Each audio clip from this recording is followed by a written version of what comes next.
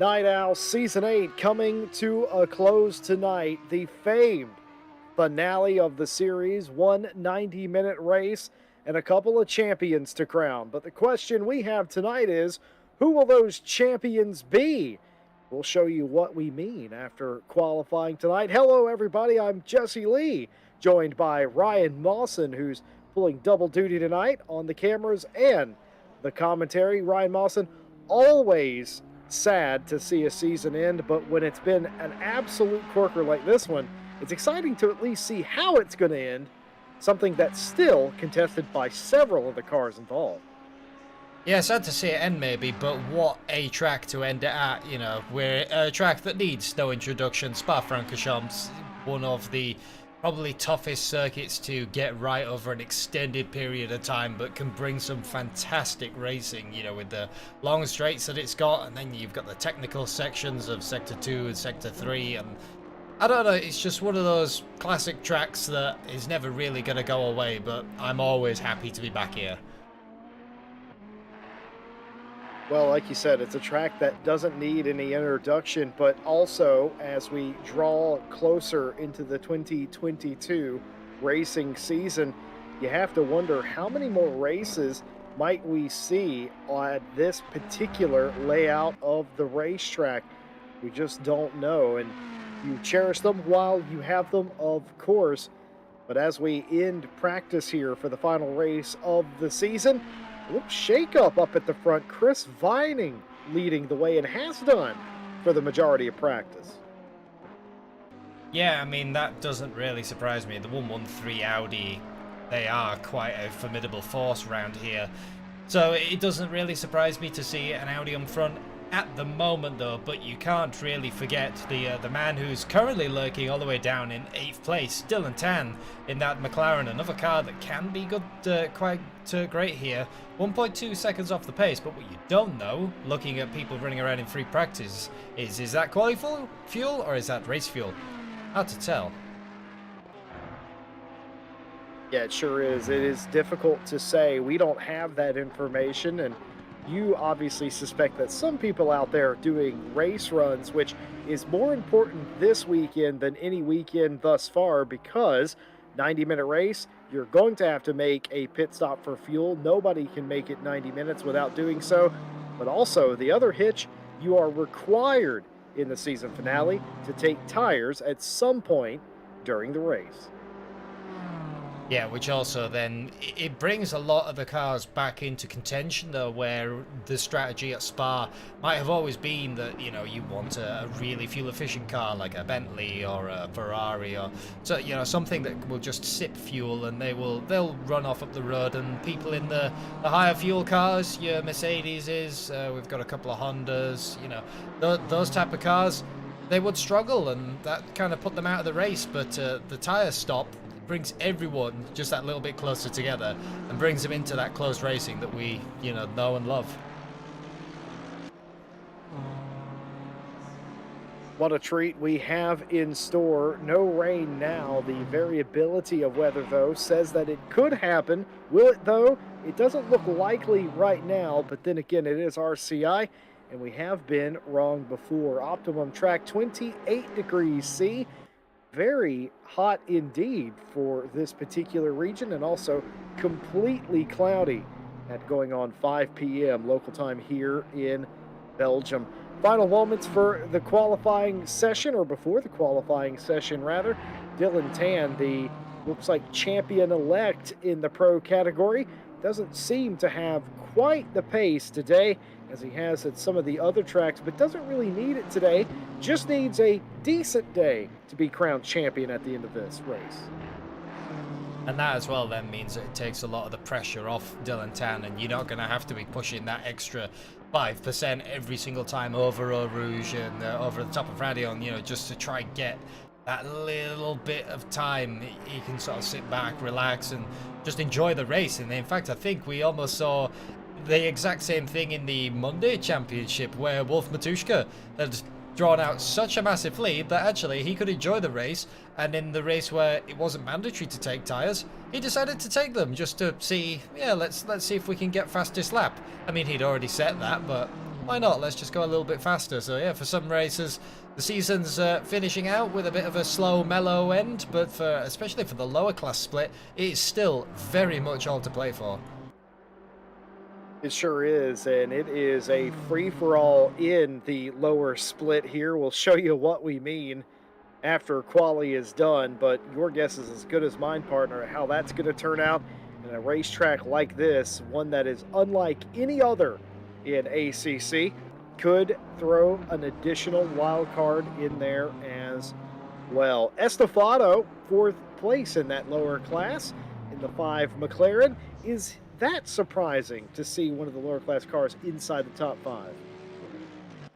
I wouldn't say so. I mean, you know, sometimes the difference between the pace of the lower class drivers and your pro drivers is not necessarily, you know, their absolute raw pace. It's just the consistency. But you give the person their track, their car, where they are absolutely comfy, and you know they'll really show you exactly what they can do as the cars start to line up now for the qualifying session. But yeah, Spa is quite an odd one.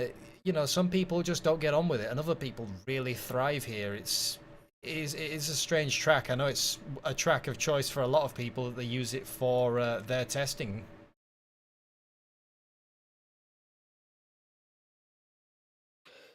Yeah, it's certainly a track that throws a little bit of everything at you. I steer clear of doing my testing at Spa because it is such a specialized track. I typically go to a Donington or a track like that that's a little bit more compact and also shakes out the car a little bit more. This is a great place for working with speed, but my goodness, I'm pretty sure we have just seen an accident that occurred I, at the very I beginning there. I think I know why this has happened. I mean, if we look at the top right and you look at the track and out the windows, it is a wet qualifying, ladies and gentlemen. A hot track, 31 degrees, so that is definitely going to cool off and, well, it's going to heat up, sorry, and dry off incredibly quickly. I think some people have taken slick tires. They've been caught out. And they've been caught out because of that puddle that runs across the top of Radion. I didn't even consider it, Mawson. That fooled me. You're absolutely right. The sun is out, but the track is wet. So, folks, what's happened here is the way ACC works, the day has advanced to qualifying, which happens on a different day. Just because you can't see the track or the weather doesn't mean it doesn't happen. This tells me that there was a rain shower or thunderstorm right before this session went live, and now the sun is back out, but the track is very wet. Strange conditions indeed, and you're absolutely right. There were a lot of drivers that went out on dry tires, not realizing what had just happened there. Well, either not realizing or they're trying to think about the drying line. 31 degrees on that track. I do not think that this water is going to be around for long, and you know, very little wind either, so you know, it's a very stale day as it was. I think that some people have gambled that maybe by lap 2 they will, you know, the line will form and they can get those times, and just been caught out. And some people are opting for wets and go with the wets and just accept that you will absolutely destroy them, and then come in, because at Spa with such a short qualifying, going all the way down the pits plus an out lap, you waste a good almost 3-4 minutes, I'd say. That's a very good point as well, and you can already start to see a drier line. I stopped short of calling it a dry line, of course, but it's definitely drier. I think that is the right call, and to go out on dries and just sort of brave it for a lap or so. Even if you run a 4-minute lap, it doesn't really matter.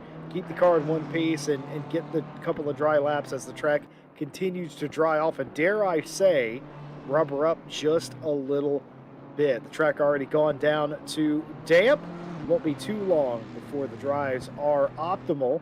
And yes, I see Frawler does have dry Pirellis on that car. You can tell because the sidewalls have the Pirelli yellow sticker on them. And if they were wet tires, they would just be a black sidewall. Wet there.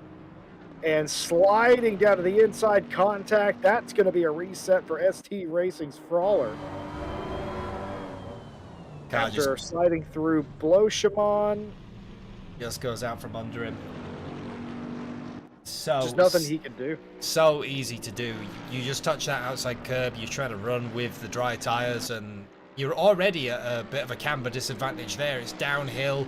You know, the car wants to naturally slide out from underneath you, so it is a moment where you have to be absolutely on your game, but just a slight touch. And I'm trying to look at the sidewalls of that that Mercedes for Juna Savalainen, and they almost look like wets to me. I can't see a yellow Pirelli sticker on that.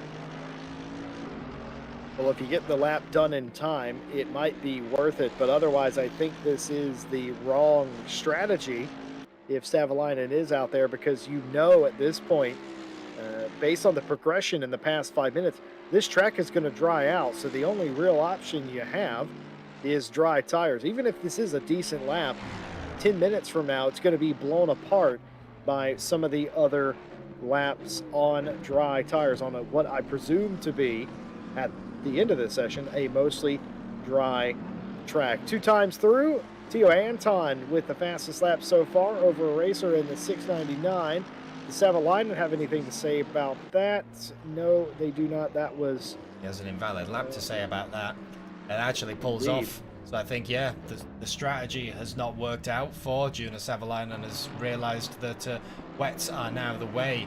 Grim Lilith, I had to show this car briefly just to prove to Grim that yes, I have downloaded your livery, so you now cannot slap me on the wrist this week. So there you go. This is what, ladies and gentlemen, the white car from last week at Imola looks like. It's the Race Ventura car, which is blue and pink and white and all sorts of lovely shades.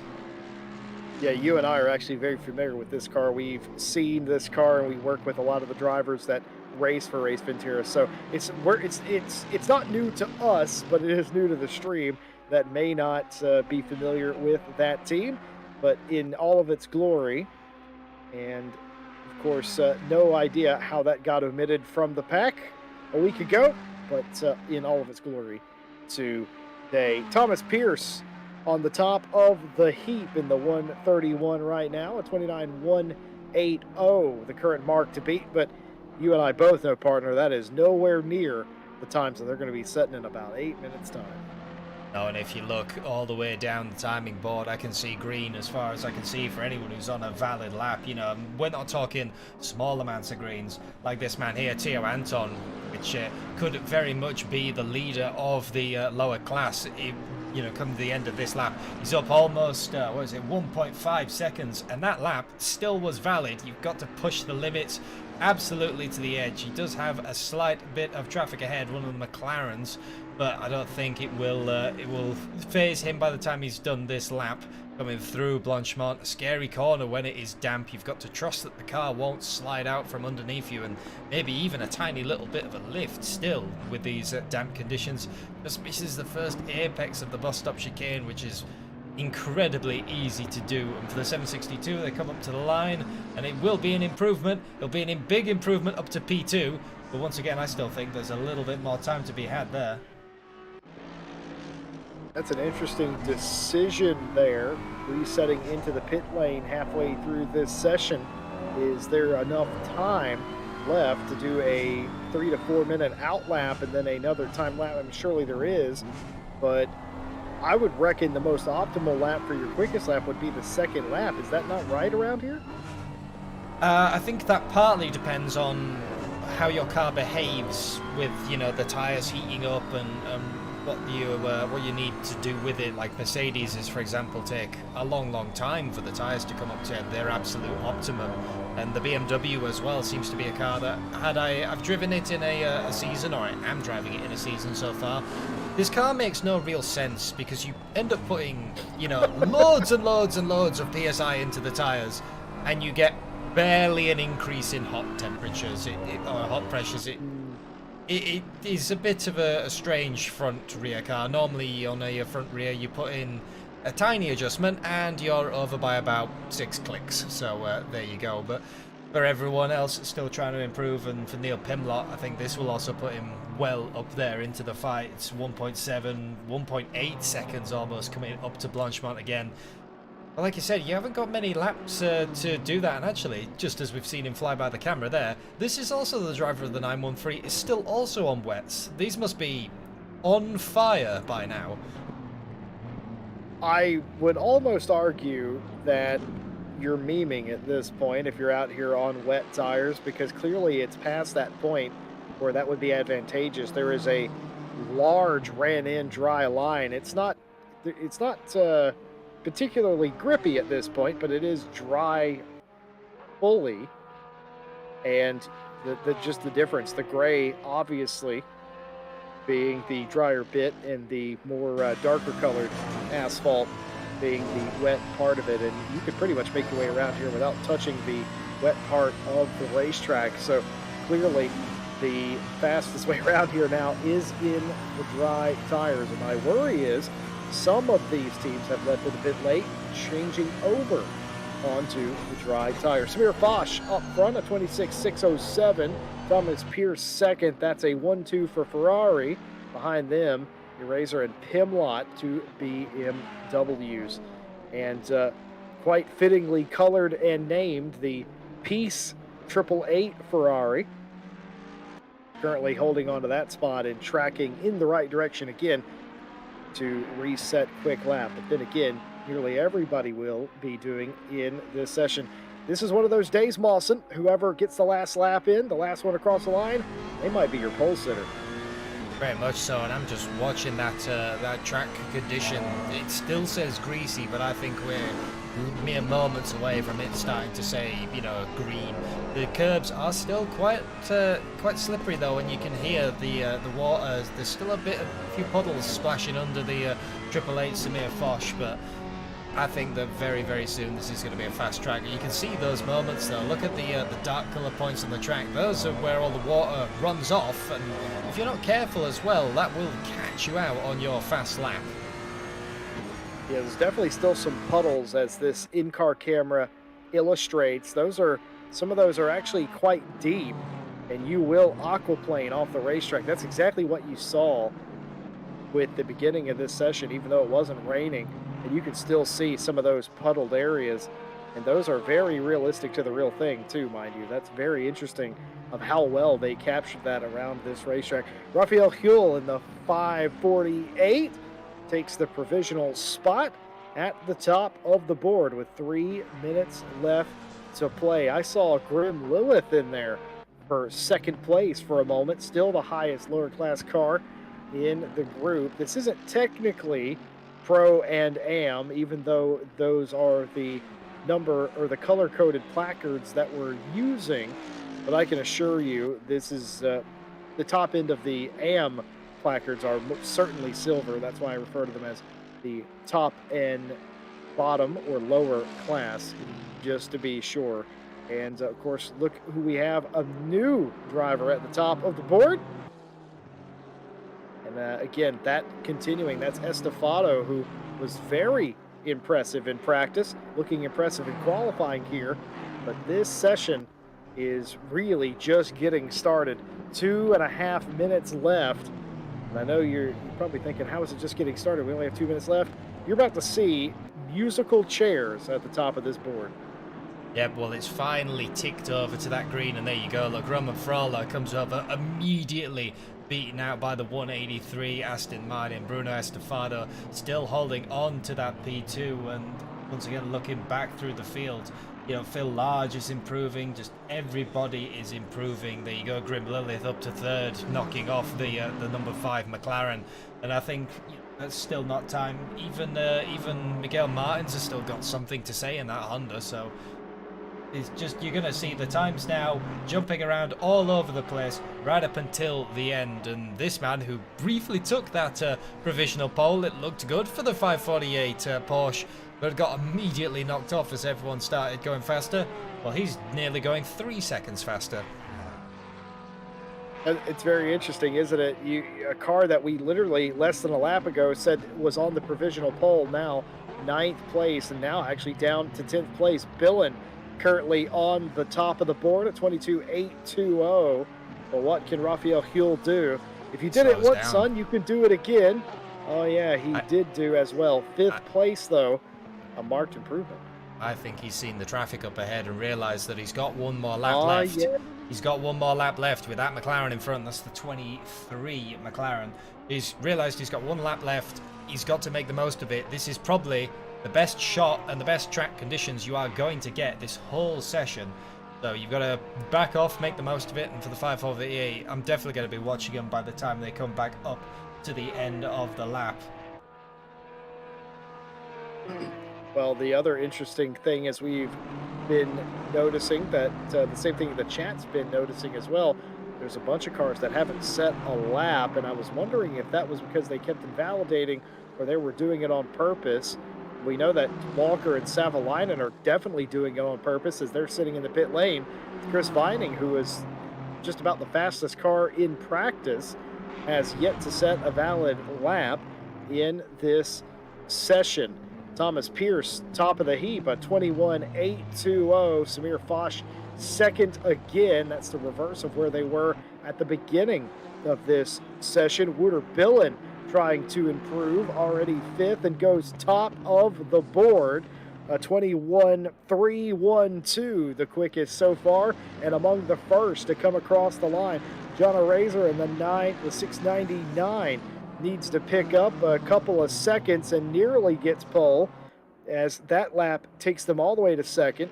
A 21 for him as everybody now has one last lap to go. This is the sunny for Javier Live for the Blue Steel Racing Team, missing the first apex of bus stop chicane. Easy to do. That will cost them a little bit, but what will it be? It will still be a big improvement just with how the positions have been. It'll be fifth place for the 74. Javier making the best of it. Well, I promised you that it was going to be a fight to the line. For those of you that may have been with us for Super Pole, to be completely honest with you, this isn't too different. Thomas Pierce back to the point, improving their lap time, setting a new high water mark. Does Samir Foch have a rebuttal? You would argue he would, and he does. Top of the board, Brunier Madre in the 420. Do they have something to say? Yes, they do. Fourth place, and an excellent improvement for them. Matt Artem down in 11th place, could get themselves inside the top 10, but will they with this lap? Coming up to the line, lost a little bit of time out of the bus stop chicane. It will still be a big improvement though, all the way up to 6th place. Couple of cars still yet to finish their lap. If their car color is this sort of bluish aqua color, that means that they've invalidated their lap. If it's gray, that means they're on a lap, but everyone either waving the white flag or coming across the line. And that concludes a very spirited qualifying that saw nearly the entire field improve on their last lap. Well, we've had a very fun championship thus far. You would have to argue that Dylan Tan has just been about the best of the pro field. But all that said, we've still got a serious points championship on our hands. And here are the points. Dylan Tan on 177, but it gets interesting from here on out. Samir Foch hanging on to second place with 126 points. Savalainen is only a handful behind him, four, in fact, for that second spot. And while the battle for the podium is on, the battle for fourth is on as well. Jaroslav Roth with 76 over Alex Rogers with 72. Same song, different verse, pretty much, as those two battle it out for fourth place inside the top five. Javier Lai in sixth place with 55. Chris Vining on 44. Thomas Pierce on 39. Neil Pimlott, 32. And Wouter Billen rounds out our top 10 with 30.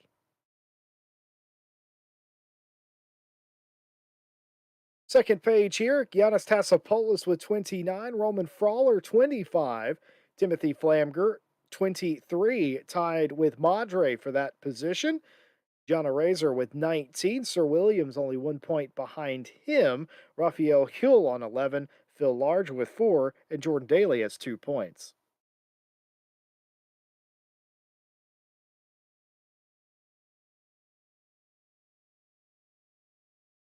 That's interesting. We had a driver that had 0 points in 20th place and a driver with 1 point in 21st place. But nobody else in the pro class has points. Let's look at the lower class. This is very interesting stuff here. Tio Anton, 116, the mark that Miguel Martins is trying to rival today with 107.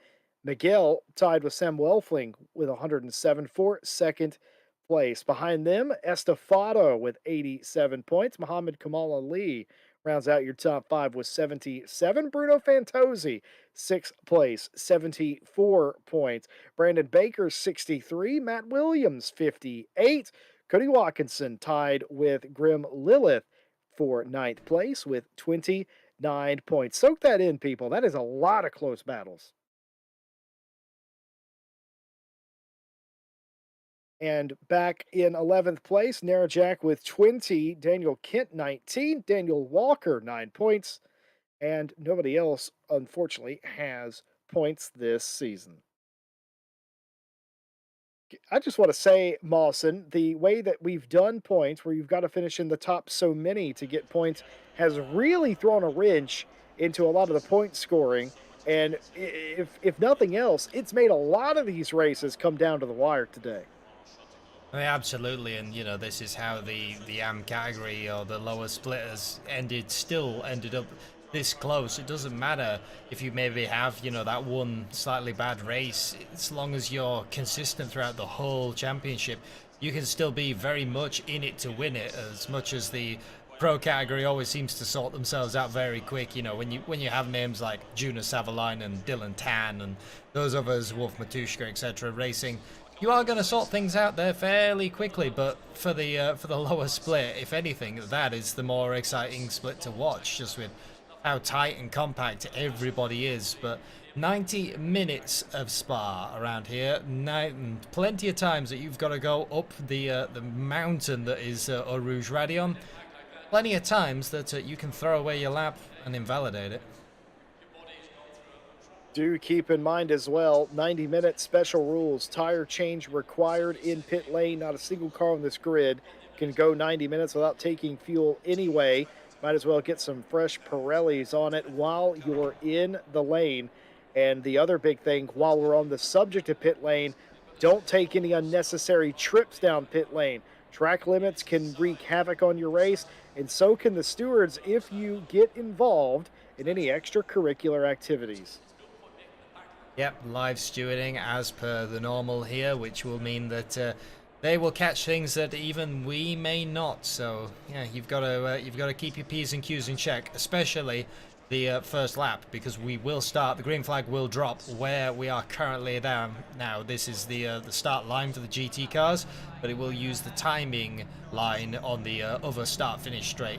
But it means that everyone is bunched up going up the Eau Rouge Radion, and you have battles all over going up the Kemmel Straight.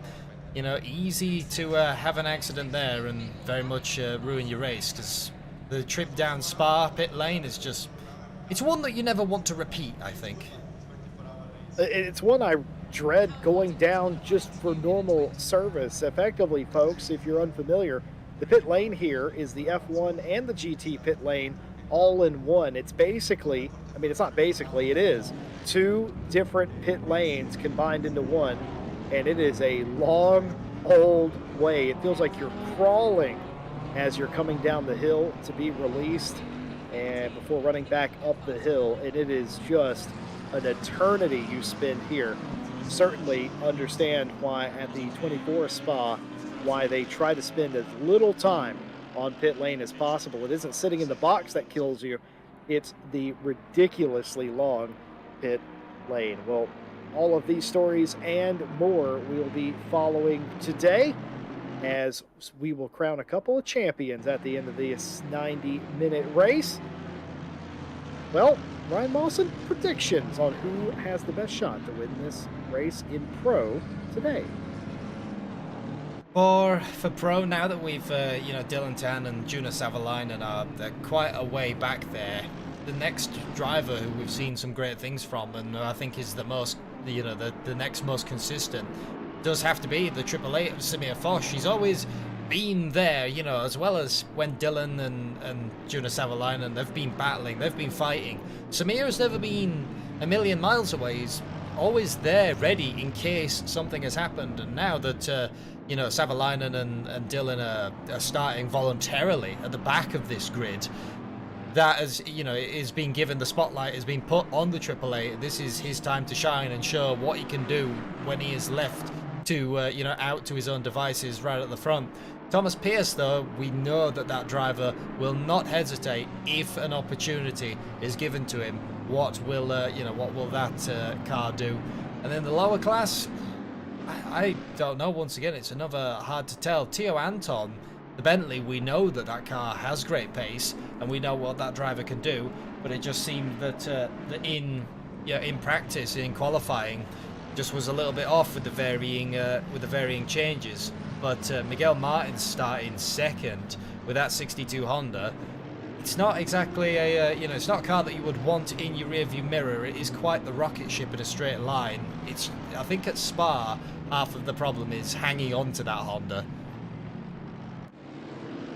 Well, we like our maths here at RCI, and I like doing the maths, and I have a little early maths for you, as you might expect. As they qualified, Miguel Martins would be your championship winner. Now, we got to run 90 minutes before we can give him that title and trophy. But right now, Miguel Martins leading the championship in the lower class by virtue of being a lot of positions in front of Theo Anton, who has a lot of work to do. If you are Anton Reinmalson, what do you have to do to get back in control of this championship in this last race? Well, if I was Theo Anton and I was looking in my mirror and realizing that literally Tan and Savalainen are right there, I would be letting them go and then trying desperately to hold on to them as they make their way through the pack. Obviously, those two cars are going to, you know, they're going to carve a way through. There's no two ways about it that the 100 and the 141, you know, they're going to get a shift on. So I'd be trying to hang on to them and just hope that as they part the cars in front, you know, you can follow them through. But here we go, starting to line up 2 by 2. We will go around to turn 1 before the green flag drops, but it gives you a good view of all the liveries that you know, that we have this season as well. A good time to be having custom liveries as well. You know, you see in the Monday Championships and the Friday Championships all the very serious and the very professional liveries, and Night Owl is always a little bit of a fun, and you see some different liveries over here. You sure do. I do see some serious liveries, but that's a very serious subject as well on some of the cars. But right now, 90 minutes of racing, just about 4:30 p.m. The track is not rubbered in at all. It's green. It's mostly cloudy. It has cooled off in comparison to qualifying and practice. 29 degrees C on the track and a light breeze. Otherwise, it is all good for racing. 12 rows plus deep, 2 by 2. The cars come one more time. Spa, 90 minutes to decide a champion in both classes. But before we can worry about that, we've got to make it through Eau Rouge and Radillon in the Kimmel Straight for the very first time. Who will blink first? The green flag is down, and there it is immediately, a crash. 3 cars come into one. Thomas Pierce, Villain, and Madre all get a piece of that action. Clearly out in front, Samir Foch, as they pick up the pieces behind, and they do so rather quickly, I might add. That was an interesting start for Bruno Madre in the was Never it? seen Yeah, that it before. was the 420 Mercedes. Other than that, we do have a car off. That is the 370. I'm trying to look which one that actually is. It's the 370. But yellow flag to be had still in sector 1. Other than that, still too wide as far as the eye can see. But otherwise, other than that strange incident at the start, a fairly clean getaway here at Spa as Neil Pimlott is under attack. That is the 666 of Cole Trickle going up their side. And we've got a spin, and Juna Savalainen is also involved. Couple of cars off the waved yellow flag. Savalainen's had an issue there and can't rejoin, as that would have made them 3 wide. What happened to Savalainen? I believe he was running around 18th or so at the time. Contact up in front. Oh, and contact there, completely unrelated. Savalainen just looks like he got in there underneath somebody and spun them around there. Yeah, so 2 incidents that were, you know, in separate of one another. Yeah, I assumed that was one big incident, but it was not. It was 2 separates going on, and like I said, for Samir Foch, he's quite happy to look at the carnage in his mirror and go, thank you, I shall run away now, it's time to go. And 2.4 seconds pulled out already in lap 1, but for the rest of the field, I think it's going to be Thomas Pierce now trying to hang on, but having Javier Lai, that's 74, Mercedes in your mirror, it's not really a sight that we would want on a track which has quite a lot of straights. Samir absolutely smiling ear to ear, probably getting away from the field.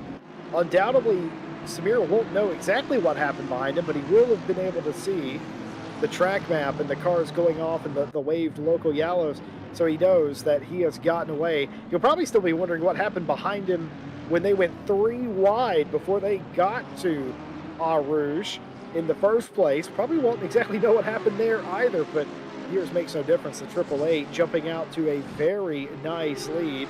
Meanwhile, Grim Lilith leads in the lower class over Miguel Martins. Estefado, who qualified on pole in that class, has dropped back to 3rd, but they're all still very close indeed. Actually in a 4-car pack, with Cole Trickle being the caboose on the AM train anyway, but that is still Will Pimlott behind him, who will have to be very careful and precise, picking his way through a different class here. And a different class that is all, you know, very much fighting together, trying to space themselves out a little bit. Grim Lilith, you know, managing to get up and go. But I think that for the Honda, you know, he just has to have a consistent race, does Miguel. Tio Anton is still quite a way back, and there's quite a few pro cars between him and the Honda that he would have to pick through to get anywhere near having a battle with these guys. Yeah, Stewie in the chat asking how that turn 1 business didn't end up in a massive calamity. I think what happened was they were 3 wide, the car in the middle got pinched, and they all went to the wall, but because the wall was pointed them in the right direction, they all sort of got away with it. Lost a few spots, obviously, in a couple of cases, but beyond that, I think they just about got away with that accident, as that could have been big. If they would have turned, if Thomas Pierce would have been turned to the left instead of the right, that would have collected the whole field. Like I said, it was a very strange accident. I think that's the first time that I've ever seen that happen at Spa at a start. I've seen crashes that have happened going up Eau Rouge Radion, never even before the corner. Normally you have that kind of crash at Spa, as Chris Vining looks up the inside of Phil Large, and there you go, position gain for Chris Vining. Well, I will tell you, I have seen crashes like that. It's not common, but I have seen it over the years, and that was hands down, of all the races I've spectated, that's hands down the best that's ever turned out. Usually the car gets spun around and ping pongs off the walls and becomes stranded in the middle of the track, and there's really only one line through Eau Rouge realistically, and normally you can't create another chicane and make it through there. So that was best case scenario, that they all went to the wall, straightened themselves up single file, and kept going, because I can, believe you me, from Bert's experience, usually that results in a track blockage and a lot of bent up race cars. I think they only had 3, maybe 4 cars involved. Some of them will, though, have quite significant damage that they will like to repair. Look at Jordan Daly up into the 7th place position, and look at Lai here trying to make a move on a Razor, and just about gets it done. Look at Billen as well, looking up the inside, looking around the outside, close as you like. Will sneak it down the outside just a little bit, thinks better of it, single file. The lights ablaze for a Razor, not happy. Oh, and he gets turned. Billen has turned a Razor into Bloshimon. I think they were just trying to run literally like as close as you dare to one another, and it was just not going to happen. Rear splitter cam from John Eraser, and there you go.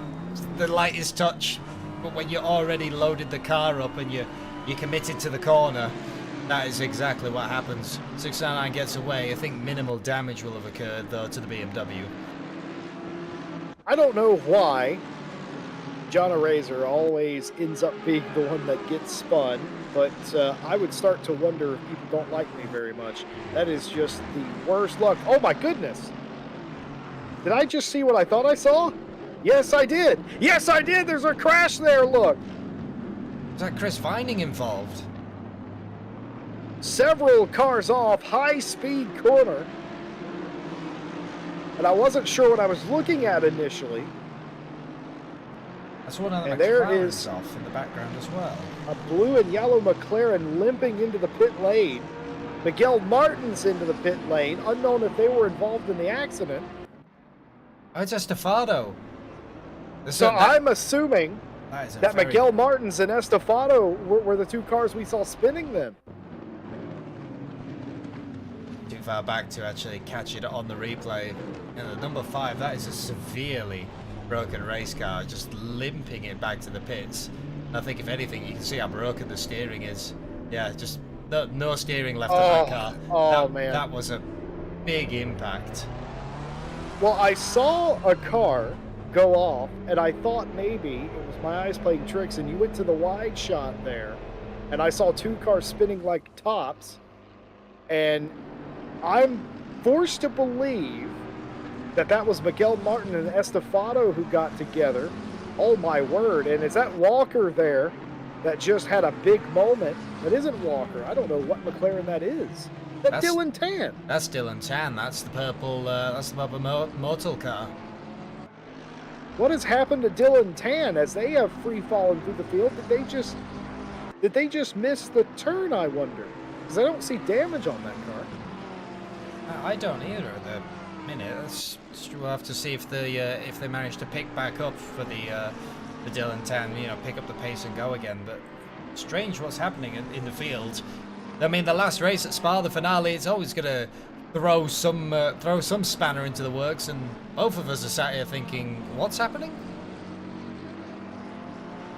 Yes, indeed. Well, a crazy start to this race as Dylan Tan going the opposite direction. It's lucky in this case that he had a nearly 60-point lead, as at this stage he's going to need almost all of it. Yeah, well, knew they had to finish the race, but like I said, we'll have to see if the pace of the 141 picks back up again. There is a few mentions of contact, but we'll have to see as well what the steward's report says, and then we'll actually start getting, I think, a bit of a clearer picture of what's going on in the back of the field. I believe, by the way, that Dylan Tan's already won the Pro Championship. I don't think it's on. I think the max points you can get is 39 points, and unless we're doing double points for the final race, and I don't think we are, then it's impossible for anyone to take the crown from Dylan Tan. But that's rather by the by. You always want to finish strongly, no matter where you are in the championship. Billen here pulling out on Grimm, trying to take the inside and that spot. I don't think Grimm is too interested in racing him for that spot, but I almost feel like Billen squeezed Grimm there, because Grimm took evasive action and is now right back in front of Wouter Billen. That was a very strange sequence of corners there. It kind of looked like Grimm let that happen and then Billen ran them out of room or something. I'm not entirely sure what I just saw. I think Grimm's trying to run away, you know, is realizing that they're still the leader of the lower class. Don't want to be held up or anything by Walter Billen, but I think it's going to all come undone here at Pouhon. This is where it's happened before for Billen. He's got to remember where the front of that long bonneted Aston Martin is, looking up the inside, looking everywhere to try and get past Grimm. He knows that as well, that he's got to make some time. Bill Large is not that far up the road, which is a fellow, one of his pro drivers, but You've got to get past that Mercedes first. Yeah, you sure do. I'm trying to confirm a report that Stewie just gave me that the 420 had a moment up Eau Rouge or Radion and had a crash, and I'm forced to believe that is correct because they've been down pit lane and they've disappeared off the timing sheet, the top of it anyway, rather. So yeah, I'm believe that that is correct, Stewie. The 420 has had a self-inflicted accident up Eau Rouge and Radion and has had to come into the pits for repairs. My, what a crazy start to this race. Savalainen trying to get by Trickle here for 9th place. Not a battle for in class, but Savalainen needs to get this pass done so he can be closer to the front of the pro field. Obviously, Trickle is not interested in what Savalainen wants, and thus we have a battle for 9th place. And it looks like Savalainen's car is also carrying a little bit of damage. You look at the front of the end of that Mercedes, it's got a few scratches. I think all the manufacturers are going to be... Oh, Trickle nearly loses it up a Radion. Well held, though. I'm going to need a race replay by Ryan Mawson. Look at this. Watch Cole Trickle just get a little bit loose there. Oh, that's a Code Brown moment for Savalainen. Code Brown. Scary moment for the 100. Decided on that moment, when you are the driver following someone going sideways over the top, you just got to pick, are we going right or left, and just pray that you picked correctly, because sometimes cars start to spin out and you've made the wrong choice and they will slide back into you, you know, and that's your race over. But the 100 avoids danger, and for Cole Trickle, well held, but I think those Pirellis might have, the newness might have worn off them. I don't think that you will get your deposit back on those tyres. Imagine being Juna Savalainen and you've just escaped an accident where a car is high speed sliding in front of you, and you've just like, oh man, I missed the accident, and then you've got that giant red and orange striped wall coming up at you. Goes, oh yes, I'm still in danger now. Yep. And the amount of times though, and I can't even say that that is a thing that drivers don't do, because I've done it myself. I've avoided an accident and I clipped the rear side of my Bentley on that wall, and I can confirm that if you clip the rear side of a Bentley there, you do go spinning down the Camel like a spinning top. If you can beat about 3,000 degrees of rotation in one spin, then you've beaten me. Yeah, that tire wall, that's the high score, huh? 3,000 degrees. That tire wall, unforgiving. It will grab your car and it will throw it around. Much the way tire walls actually do react. They sort of bouncy, and you hit them a little bit, and it's something to do with the friction, the rubber, etc., and so forth. But Neil Piblot trying to get a spot back on Nara Jack. 14th place this battle. BMW versus Audi. Again, these two are in different classes. The classes are completely mixed up now because of the early stops, the damage, and the chaos. But we already have our first penalty of the day. Of course, this race, as well as every race this night out season, has been live steward. And we've got our first decision. Racing incident between the 420 and the 183 for minor contact. That was lap 1, turn 7. So am I to believe that stop go is for speeding in the pit lane? I think it actually might be. Number 6, unless I'm reading it incorrectly, yeah, I can't see any sort of stop go 30 penalty being handed out. So Frawler, right, confirming. Well, there you go. That is a stop go for speeding in the pit lane. Brawlers come undone coming into the pit for their stop. That will be just crushing feeling as a driver, because you know that, you know, now you have to come down that entirely long pit road again, and I think you almost lose, I mean, depending on damage and what you're doing in your stop, you almost lose 3/4 of a lap in a stop here at Spa, so you can consider yourself basically lapped if you have a penalty here. And Dylan Tan trying to work his way back through the field has just taken the 23 of Walker, and so I think that car might just have had a lap off. It seems that the pace is returning to the 141. Sure is, and of course sometimes whenever you damage the tires or you go off and you get them dirty, it takes a lap or so to get not only the heat and the pressure back in the tire, but also the confidence to drive the car again. We don't know what happened to Tan that made him run wide at the top of the hill after the kill straight, but he definitely ran completely wide off the racing track and onto the dirt at some point. But yeah, but didn't seem to be damaged, but sometimes it does shake your confidence a little bit. You take it a little bit easier and you get back going, and I think that's exactly what has happened to Tan, now trending in the right direction. It also helps as well, Boston, that a couple of cars that were in front of him have been down pit lane as well, because they have been involved in accidents as well. Yeah, and I mean that is the that is Spa, the whole track. You've got to keep it consistent and keep it out of the wall to even have a fighting chance here, and that's if you don't get track limits and other sorts of things. And speaking of track limits, the Nerjack, the 18 in front, I think that is the alternate line over of the tops of Radion, but you do that too many times, well 3 to be exact, you will be penalised with a drive-through. And like we just said, the pit lane at Spa is one that you want to avoid if you can at all costs. I often refer to as the pit lane here as purgatory. Very much so. Feels like it when you go in, and when you've come out you have aged about 62 years and racing has evolved from the time that you've gone into the pit lane. Fun fact about this, whenever the WEC was here, they, by the time it took Toyota to do a pit stop here, they had already come up with the new hybrid rules by the time it exited pit lane. That's how that came about. Savalainen trying to pass Grim here. That was really close, but unfortunately for Savalainen, they have bigger issue. And it's going to be too Drive wide. Just about makes it. A little bit of cooperation there went a long way. That could have been very nasty indeed.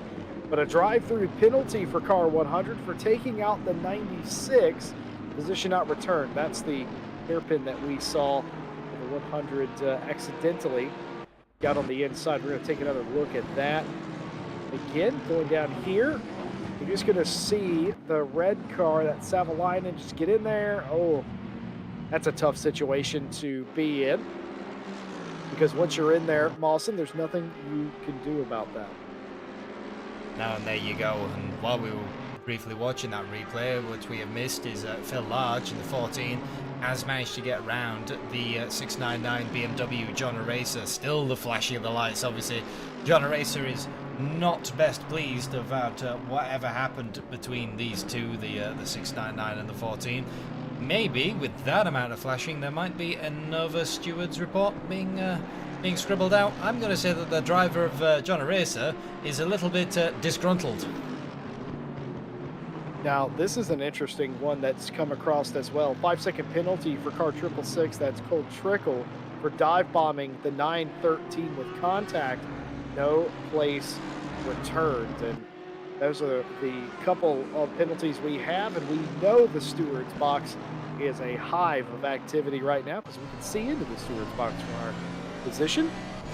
And they are very busy. And, well, we kind of assumed they would be based on how frantic the first 15 minutes of it. Very much so. Wilton Billen as well. Look, that blue Aston Martin just trying to creep up onto the back of this. Who's, I've been managing to avoid some of the chaos as well. But yeah, the 699, I think he's bound the flash headlight button to the accelerator. Very much disgruntled. Would not surprise me though if there has been a bit of elbows out action. But you can see where the BMW shines. I never drove this car on release. I didn't want to be suckered into the next greatest thing. It is amazing around the corners, and it's like how I liken it. It's like a front-engine Porsche. If you hear me out, it's got great handling, it's got great brakes, but the speed versus some of your front engine counterparts is lacking. So it's a bit like the front engine Porsche in that respect, especially in race trim. You really do struggle sometimes to pass a faster car. Well, it's no small wonder why John Arazer is flashing large the way he is on contact here, Whoa! and he's going to send him. He just absolutely sends him after the initial contact. But what I was going to say, it's no small wonder why Arazer was doing that, because Phil Large was racing him extremely close and hard, and Arazer just... I mean, it's unfortunate the initial contact. It almost looked like he came out from behind him to try to avoid him, but that's exactly where Large went. It ends up turning him full way around. Big winner of that, Wouter Billen, who's up into 5th place. 2 for 1, that's a BOGO. Well, 183 Billen will see that out of his windscreen and think, thank you, lads. I'm going to take this and run back away. So try catch back up to maybe Artem in the 414 Audi. He's not that far ahead. There you go. We can just about see him going through No Name. And looking back up the front of the field, like we haven't really talked about it. Have you noticed that Samir Foch, when I said the spotlight was on him and it's his time to shine and we'll see what he can do, so he just pulled out a casual, 18-second lead almost, I believe it is, with the fastest lap to boot, which is a 2:18.6 right now. And this is still a fast track. We have not switched to optimum yet. So the AAA has just got up and gone in a world of their own. I think we'll probably next see him congratulating on a great race. But yeah, for the AAA, it's looking all sunshine and roses. Well, Samir Foch will be wondering where the competition is for him, but he'll also be ecstatic if he can pull it off here in the final round. Again, can't win the championship, doesn't matter. It's a point of pride. And you know what your granddaddy always says? You're only as good as your last race, son. Well, there you go. In that case, then my last race I wasn't too good. So there you go. But Dylan Tan, speaking of where is the competition, well, some of the competition is here. Dylan Tan trying to get by Phil Large, and that is Miguel Martins, the sole Honda, as one of the back markers, letting both of them through, and that is the Porsche once again. I think that I'm trying to remember which Porsche it is. That's the 548. That's Huel. So that will be a battle for position, but not for class position for those two. I was just trying to think, Boston. You made a joke there, but didn't you almost win your last race? Well, it goes by which race that you go on. I think if you go by the OVRC race, then yes, it was a hundredth of a second. Well, there you go. Dylan Tan trying to make a move on Large here. Can't quite get the overlap into Radion and down the Kimmel Straight, getting the big suck. He's going to be covered up to the inside, taking around the outside is Tan. If he can get later on the brakes, this move is possible. Can't do it. Takes a wider entry to get a better run out, but no, still covered up by Large. As Large, we saw this excellent defending earlier between him and Arazer, and now again between him and Tan. The only problem with that is it's bringing these cars that were well and truly behind this group closer into this fight for 8th place as it stands. Bosch, Pierce, and Lai, your top 3, 2 Ferraris, and of course the 74 hanging in there with the AMG. Dylan Tan getting as close as you like to the back of Phil Large.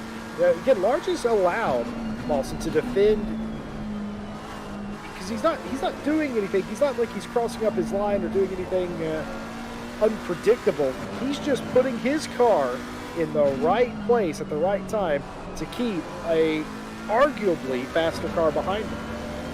Yeah, and you've got to play to your car's strengths. The McLaren doesn't have the same punch as the Mercedes does, and that is a Porsche backwards. The 111. What's happened to Curtin? I don't know what's happened to Kierton, but that was, first of all, good to the 111 of Kierton for not moving, because that could have been disastrous. Scared me, and I wasn't even driving the car, but everybody's safely able to get around. Triple One has, I believe, reset themselves. I think they're okay now, but They've rejoined the circuit. They're on the way to the bus stop chicane, so they did manage to get the car fired back up and pointing the right way in the gap of traffic. I wonder if we might see that car come down pit lane. you wonder how they got into that state. That's such an unusual part of the circuit to be spun around like that, especially not pressed into a wall. That was just sitting sideways on the track. It's hard to imagine they got there anywhere other than off the nose of somebody else. But you never really can tell. And the strange ending to Night Owl Season 8 definitely continues. Curtin in pit lane as predicted, Mawson. Yeah, so I think that'll be a new set of tyres. It probably have ruined them trying to hold it. Once again, the 141 looks at the inside. You notice that with Dylan Tan. He does the line that I've seen a lot of drivers do for Lake Com, where you sacrifice the first half of the corner. So you go through the first right, and then you sacrifice having some speed in the mid corner to get that run all the way down to Brussels. And sometimes that can really, that can really play in your favor, especially if you've got a car which has, a speed deficit. I mean, look at how close the McLaren can get through the corners, but the Mercedes just has the drive out of them. You can see you can't get alongside into the next corner. Try as you might, your strength here is cornering speed, but your pace is being dictated by the 14. Well, your camera work is being noticed in the chat. Very scary stuff. And we are sure this is sim racing, but might be sim racing produced by M. Night Shyamalan. Maybe a little bit about that.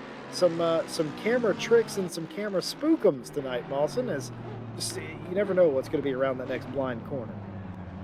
No, it seems that the finale wants to send us off with a bang, and we're definitely having it. John Eraser now, the 699 pulling in, see if he fixes the damage that's on that car. You can see on the front that it's what it's already carrying. Swapping back to Neil Pimlott, still trying to get by the 18 Audi. A scary moment, thinking about too wide into Blanchemont. Thinks better of it, but once again, that's what I mean. These BMWs, they have the cornering speed, but they don't have the straight line. Neil Pimlott has decided they've had just about enough of that, and the VR Racing BMW in the pit lane. Stop go 30 for Walker, and because I haven't been handed a sheet of paper by anyone in the steward's box, that is another speeding in pit lane penalty. So that's not going to really help Walker, and yeah, I would say that is very much right, because if we look next to their name, their orange pit requirements, it's gone down from the 2, which is the final race. It runs a special 2 pit stop requirement. It's gone down to 1, and then magically a stop go 30 has appeared. It doesn't. You can put 2 and 2 together, and it doesn't take a mathematician to work out where that penalties come from. That's a good point. I feel like I slightly misled the audience tonight. I said they'd have to come down pit lane and change tires at some point. Well, they have to actually do that twice, as the random pit requirement still in full effect. So what would normally be a 1 pit stop with a tire stop for a race like this, if it was randomly selected like that, actually becomes 2 because of the race length. So they are going to effectively split this race into thirds, you would have to imagine. So a lot of the early pitters don't necessarily have a disadvantage. It might actually be on the right foot. They'll just have probably a longer middle segment and pit somewhere near the end, as a lot of these cars going for the more traditional route, they're going to pit every 30 minutes and run 30 minutes to the flag. But either way, I can see both of those strategies working out here today, as the track's still yet to go optimum. It's still fast, so it's not quite as quick as it could be. Thomas Pierce has a 15-second penalty and is also in pit lane.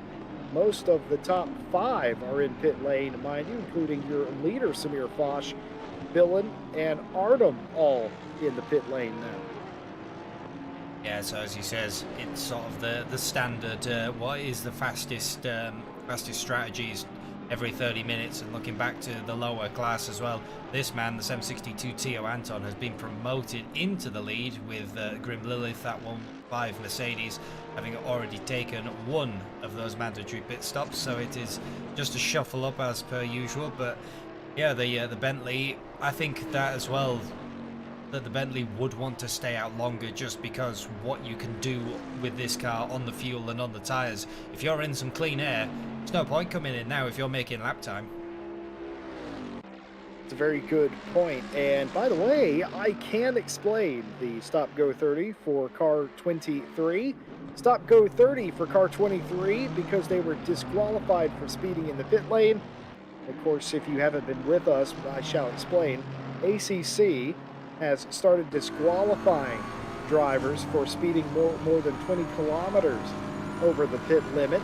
We here at RCI, or we as in the Royal We, the stewards department here at RCI, has decided that that's way too harsh of a penalty and are removing disqualifications for speeding in the pit lane and reinstating the standard that has been standard for a year or so now, the stop-go 30. So that's a manual thing that they have to do. They have to un-DQ the car and apply a stop-go 30. Extra work for the stewards, but they feel that that's necessary rather than having a car being disqualified for something that really should just be a penalty. 15-second penalty for car 131 for aggressively defending in front of the 420, which causes contact and collects the 183.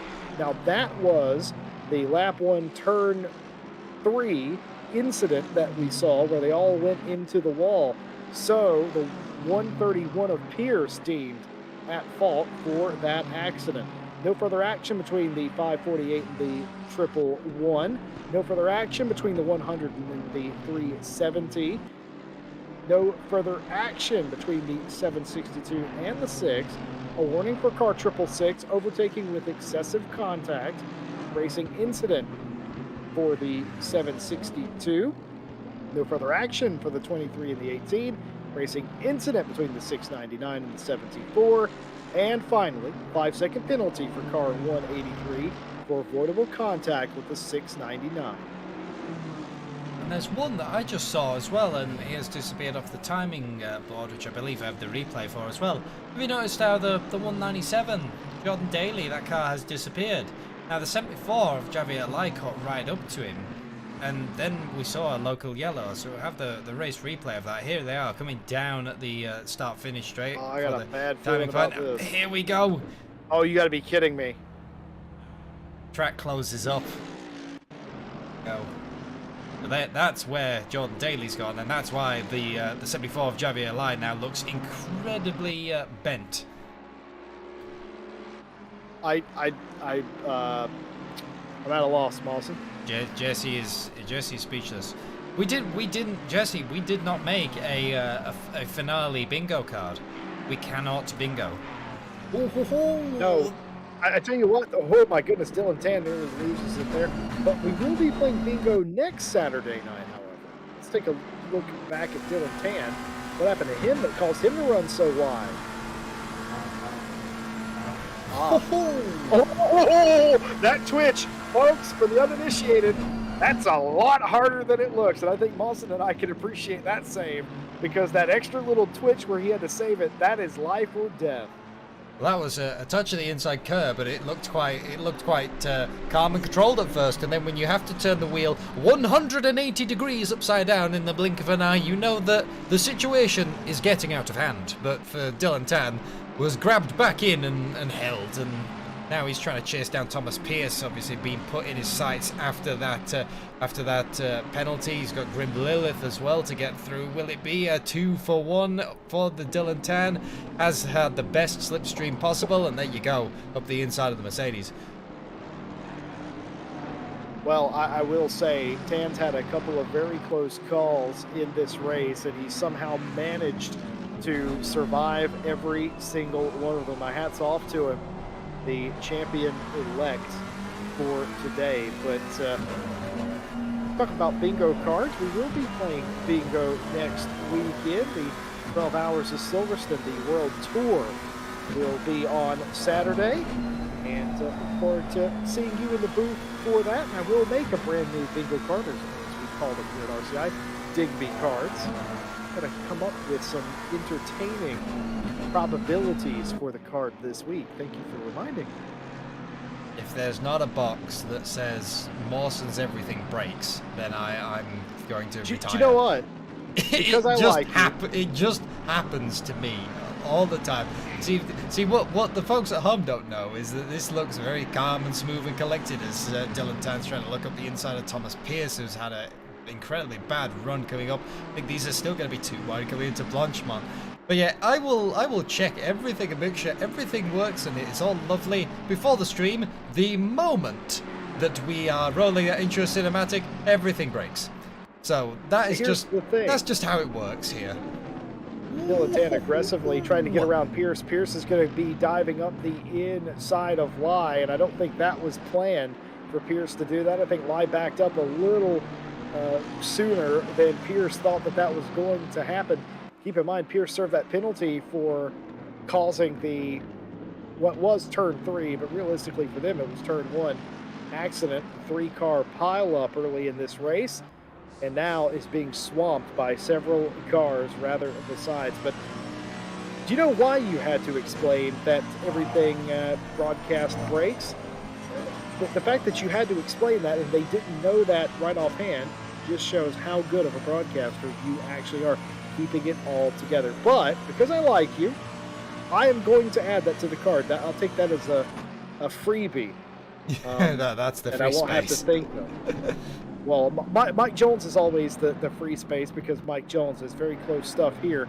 Could get out of hand if they make contact. They don't give each other space. A little bit of respect, and Pierce does get through, as Lai will now be defending Tan and Lilith. Lilith goes up the inside. Felt like Tan felt that move was coming, and oh no, Dylan Tan with a drive-through now. Dylan Tan with the drive-through, so I think I actually just moved over to let Grim Lilith go. Realised that I've got to serve this. I'm no longer in this battle. If you think you have the pace of the ailing Javier Lai with that very broken car, then you go up there and you do that. But in a moment that we didn't quite catch as well, do you notice how they actually got bumped live by Pierce going up Eau Rouge?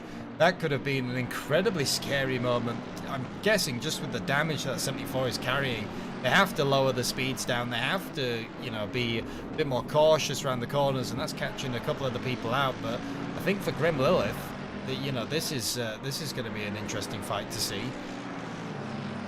Well, as one of my favorite streamers always says whenever he's racing, no touchy-touchy, meaning don't bump the cars. Crazy things can happen. I do like watching Matt Malone streams. By the way, I can't explain the drive-through penalty for the 141. That was because they took out Neil Pimlott's 913, position not returned. That on lap 4 that occurred. Also a racing incident between the 141 and the 666.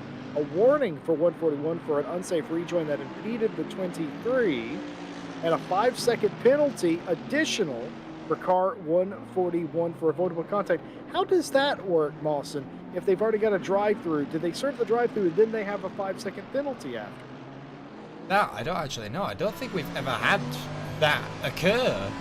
We'll have to keep his eye out and see what happens to them when they come out from the drive-through. By the way, Tim Peck in chat with the Digby. Hello, Tim. Good evening to you. Good evening to everybody who has joined us. If you have just joined us recently, you may be wondering what in the heck has gone on. Well, we're no different. We're also wondering what in the heck has gone on. Marge has a stop-go 30. Tan has a drive-through and a 5-second penalty. I'm pretty sure Tan serves that drive-through penalty, and when he exits pit lane, he will still have a 5-second penalty to serve on his pit stop. I'm pretty confident in that analysis, but I was confident about my maths this past season as well, and I was well and truly off. Lilith continuing to race in behind Lai for the 6th place spot, I should say. And of course, Grim leading the AM cars right now. Looked good in practice, looked good in qualifying, racing good out here today. And oh, by the way, folks, Grim uses a gamepad. Yeah, and still managing to keep up, with Javier Lai, even with that car damaged. And like I said, with a gamepad, you can see it is not easy to get. I can't even drive the Mercedes on full fuel up Eau Rouge Radion with a wheel, and you know, I don't imagine it being much easier on that pad. But yeah, looking back through the lower class as well, we've still got a bit of a shake-up, I think, which will be for the final points. Tio Anton, the 762, which we thought that he had a. He qualified quite a way off the pace just with the mixed conditions we had. It went from wet to dry and everything in between. And that Bentley just didn't look like he got the lap that he needed. But with Miguel Martins, the car that looked like it was really going to challenge, the 62 being involved in an accident we didn't actually catch on stream, I believe. It was just in the background of our vision as the 762 misses the bus stop chicane. That it was for him. It's been a great day. This is very much cementing his championship sort of points battle. If he just manages to keep it clean, keep it consistent, and don't get a drive through. Qualifying somewhat important in a 90-minute race, but having pace in the race and a strategy and also a little bit of luck, all these things can coincide, and it might be a championship day for Anton in the 762. So looking good right about now. And talk about the other end of the spectrum, the 141 has just had it fallen apart, and I was correct in my hypothesis. They served the drive-through. They still have the 5-second penalty that they will probably serve on their, I think they have to serve on their pit stop. I don't think you can turn that off. Billen, who's running in second place, Wilcher's done a great job getting up to that spot, but they themselves have a 5-second penalty as well. And of course, you'll be monitoring the gap to Artem in third place, as if Artem starts to close in, they could very well take that second spot. But it's not a million miles away, and looking back up the road, Billen does have a tiny bit of traffic to deal with as well, which he'll have to get by double quick, because like you said, you can't really be giving up any more time with already that penalty on your head. And the other thing though is that as much as okay, we can say yeah, it's 5 seconds, Artem is 8 seconds back, they should come out ahead. Well, if you fumble your pit stop as well, that is easily 3-4 seconds lost there, and gaining that back on track can be nigh on impossible sometimes. I always found it really hard to gain time back here at Spa for some reason. I think it has something to do with the fact that you're wide open for a decent amount of the lap, even in a GT car, if you can believe that. A lot of the most, if not all, of the drivers will be taking on new tires and high fuel Eau Rouge and Radion completely flat to make lap time as well. So it's not even like that it poses too much of a challenge. And I think all of that adds up to not making a lot up on the time board. Most of the time you make up around this joint is either because somebody's damaged or abusing their tires more often than not. It's a risk versus reward thing with the pace and the grip. And as this race continues, you'll see that. And also the huge shakeup that we've already seen in the standings of this race, simply because of the pit sequence, when you pit, where you came out, and what happened before you did. Thomas Pierce, who was running second early, down to fourth after serving a penalty themselves, and also finishing up their first pit stop. Nobody rivaling Samir Foch, though, today. Purple number, the Speed Juice Fastest Lap Award, going to the 888. And nobody really threatening to take it away from him. Absolutely flying is that Ferrari. Very much so. The 888 has just got up and gone and has done everything absolutely correct from green flag all the way back. And looking back through the field, the 74 does rejoin the circuit. A very, very, very quick fix of the front panels of that car, given back the speed that they need. But they've come out in front of, or been behind, sorry, Phil Large. The car in front does still have a mandatory stop to take, but matched machinery, and we've already seen this driver before. We've already seen Phil. He is not scared to defend his position on the racetrack, so I don't think that Lai is going to have this position given to him very easily. No, it's going to be a good fight between these two, and Lai will be arguing that Large has a penalty and he should proceed with caution a little bit. And Marge is saying, well, that's exactly why I'm defending you, son, is because I have a penalty, and then I'm going to be behind you anyway. I'm hoping I can keep you behind me as long as possible and maybe drive away a little bit. But equal machinery should be a good fight between these two cars. Though Lai seems to have a slight pace advantage at this stage. Just coming out of pit lane, also has newer tires to boot. I can tell you that because the 74 is among the first cars that have served both of their pit stops where they've had to take tires. Dylan Tan trying to get by Rafael Hill in the 548. Thought they were going to go down the inside of Blochemann, thinks better of it, but now is going around the outside. You can complete this if you can hang around the outside, and that's exactly what Tan's going to do, because this will become the inside, and easy peasy and well done. Way to convert an outside position into the right side. Uses as much as the track as runoff as you dare. I think there was like, you know, a few mil between the left side tires of that gravel, because that move can come undone for you if you run out wide because you've taken a tighter line. You run into the gravel and that'll slow your exit up to these corners here in Blanchemont, and then you can be overtaken again by the bus stop chicane. I've seen it plenty of times before. Well, Jordan Daly in chat commiserating his rough race. Daly, we saw it. I didn't have much to say about it. Seemed like a pretty frustrating way to end the day for Jordan Daly. Just it's so strange. Normally, you don't see any accidents in that start-finish corridor, and today we saw 2 in 30 minutes. And we saw that incredibly strange, you know, the start crash.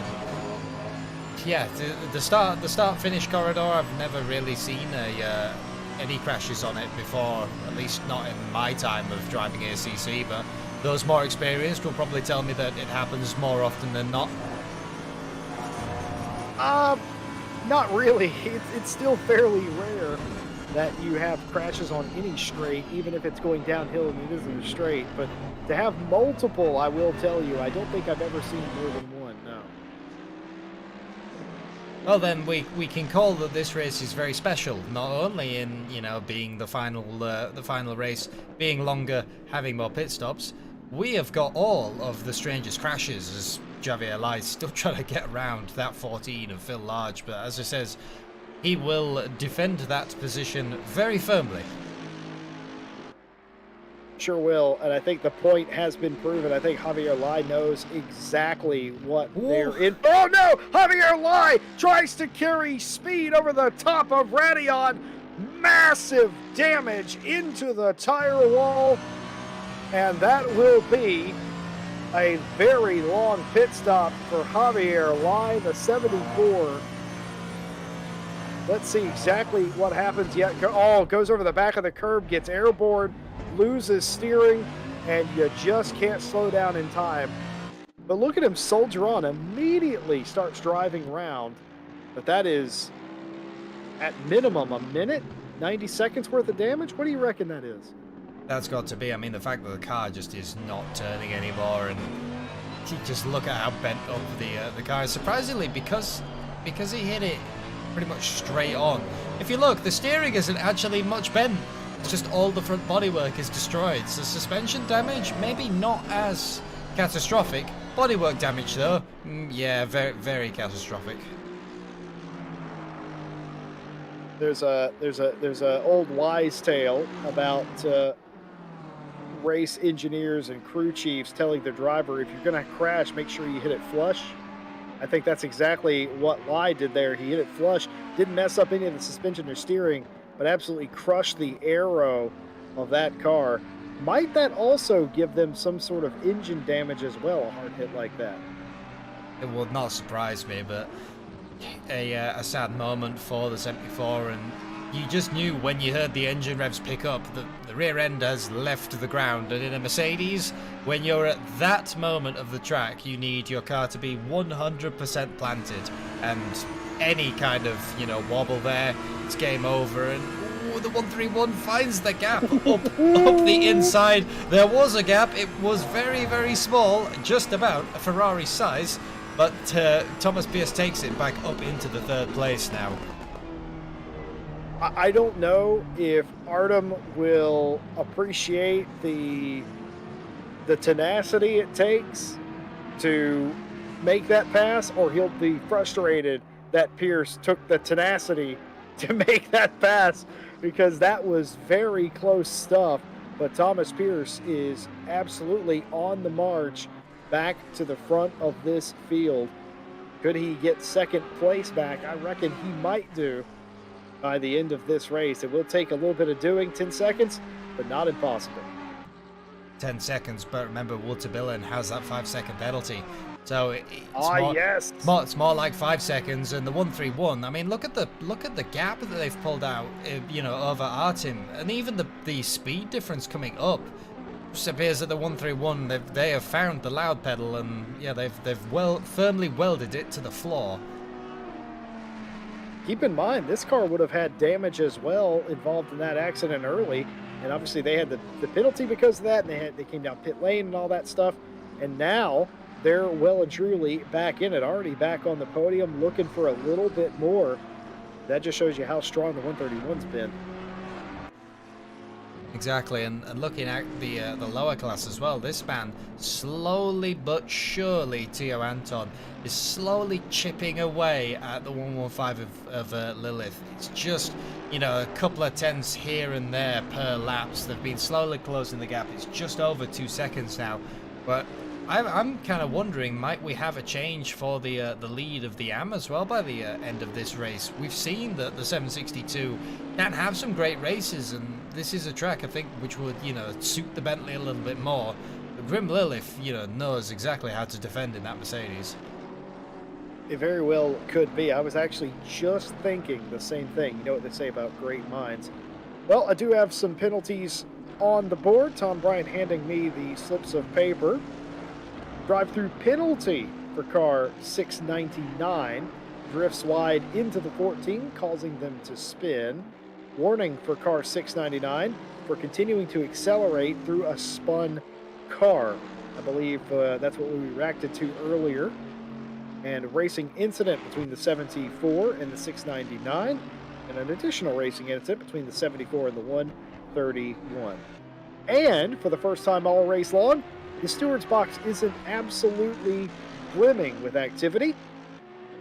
So there we have it. Calmer bits in the middle of the race. I mean, not really, but less multi-car accidents, we'll say. I think it's because a lot of people have kind of spaced themselves out, which will happen when you've got a two-stop race. You know, a lot of people will take ever so slightly different variations of the strategy, and the difference in pit stops and fuel loads for all these cars, and what each driver feels comfortable with, as well as the crashes and the damage fixing. A lot of people have kind of spread themselves out for this race. Spa does have a habit of doing that. And I just keep looking at that lead. We have Feidler as well. At some point in this race, we didn't notice it, but it has clicked over to Optimum. So what did, obviously, Samir Foch had to go just a little bit faster, because this is what Samir Foch does. And the best lap now is a 2:17.8, which is only around about 0.7 of a second faster than the next fastest person. No big deal, casually resetting their own fast lap. Already had the Speed Juice fastest lap award, but going ahead and doubling down, resetting it for yourself there. Savalainen, remember his day that he's had, got a penalty for spinning another car, and has made their way back up inside the top 8 for the moment, but still has the drive-through and one more stop. Kierton is the leader on the road of the cars that have pitted, but none of the really competitive cars up at the front of the field have pitted for the final time. Keep that in mind. The 111 had their issues. Remember that they were stranded in the middle of a straight earlier in the race, but still going fairly strongly. Doesn't look any worse for wear to my eye. No, the last laps, you know, are lining up with a lot of the cars that where they would have been, just like I said, with that spin, and which we didn't catch, and a few other instances for the 111. Yeah, that is where they've landed them. But soldiering on. That's it. I think everyone down the bottom of this field is still on the soldiering on front, even especially the 74, who has repaired the damage again and has come back out to continue the race in the Blue Steel Racing. I think Mercedes must be rubbing their hands together, though. The amount of panels that they are going to sell Blue Steel Racing after this. Oh dear. Well, Do they turns get out a I've discount? done maths. You get a I mean, discount if surely you they buy do. in bulk. How many panels do we need? We need the whole car, please. Well, you know what they say, you buy 3, you get one of them free, and there you go, you've got a brand new Mercedes. Turns out I did do the maths correct for a second time in the same week. Seb Brunier in chat confirming that was a 90-second stop for the 74. And, well, if it's 30 seconds for fuel, tires, and all that, maths seem to round out to about a minute's worth of damage on that car for the very hard hit at the top of Radion several laps ago. But either way, that car is still out there, still going. Must be said that we've lost a bunch of the cars from tonight's race. We started with 24 plus cars. We're down to 18 here in the final 30 minutes. Several of those cars have retired due to massive damage. Yeah, now I was going to say this would be interesting, as that was Miguel Martins in the lone Honda, the 62. It was in the middle of Tio Anton and Green Lilith. I thought that might make it just that little bit more interesting if Martins believed he had the pace, you know, to stay in front, but very gentleman-like pulls over for the 762 to have a go at the lead of the M class. And like I said, they've really started to close the gap now. That gap was 2 odd seconds not that many laps ago, and it is now right on the back of Grim Lilith. Now you're into the slipstream zone where you can really start to pull in.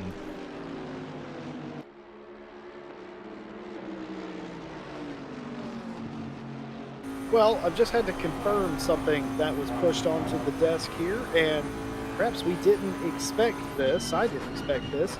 Remember the Jordan Daly accident with the 74 car? Well, the stewards awarded a 5-second penalty to car 197 for avoidable contact. Deemed that Jordan Daly was the one that was actually at fault for causing that accident. Very strange. Again, we don't have all the camera angles. We can't see what they saw. They saw something that indicated that Daly initiated that contact, not the other way around. A warning for car 74 for dangerous driving, though, for the very same accident, and a warning for car 131 for excessive dive bombing. And we saw Pierce do some dive bombs. I don't know if I'd go excessive, but they just warned him, said, "Hey, calm down. Stop dive bombing quite that much." Look at this, very close racing, all the way onto the grass now, down the Kimmel Straight. Grim is saying, no, you are not having this position. It will be an outside line again. Converts back into the inside. The Bentley sideways entirely across the track. That is one way to block the track. If you make your car as wide as the track, they cannot pass. But for the 762, Tio Anton is promoted into the lead of the lower class. And Miguel Martins as well, just trying to hang on to the back of this, trying to use them to lessen his own time loss. Well, that was a spirited defense. It was a short-lived one, though, as Anton has taken the lead in the lower class over Grim. Grim was confident about getting a second podium here tonight. I wonder if Grim would have thought that they had a chance to win this race. Still do. A pit stop for everyone left to go here tonight. That, of course, not applying to the cars that have the green little rectangle beside their number. They are done pitting for the evening, or at least they should be. I also had it confirmed that Savalainen's drive-through that he has now, that was for track limits. So our first track limits drive-through of the evening cropped up around the 45 to 50 minute mark. They'll have to serve that with Savalainen before they can finish their pit stop as well, as it's all coming undone for the 100 at this point. A sad end to the season as well for the 100, because did not almost very similar happen to him at Imola, and it was just like we said, and we've said a few times, the 100, Jonas Savalainen, the man is either has completely amazing seasons and is very blessed, or is completely cursed and everything will unfold for the 100. It just seems that the last 2 rounds of Night Owl has just been one that comes undone.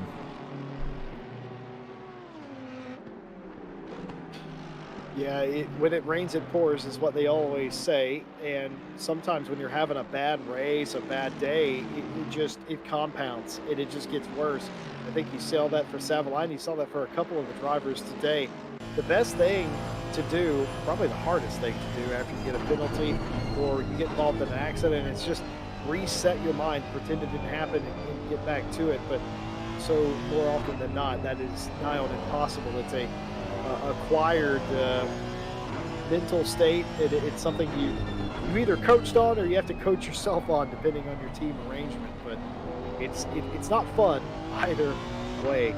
62 Miguel Martins, the DCC Motorsports car, trying to make up some spots here.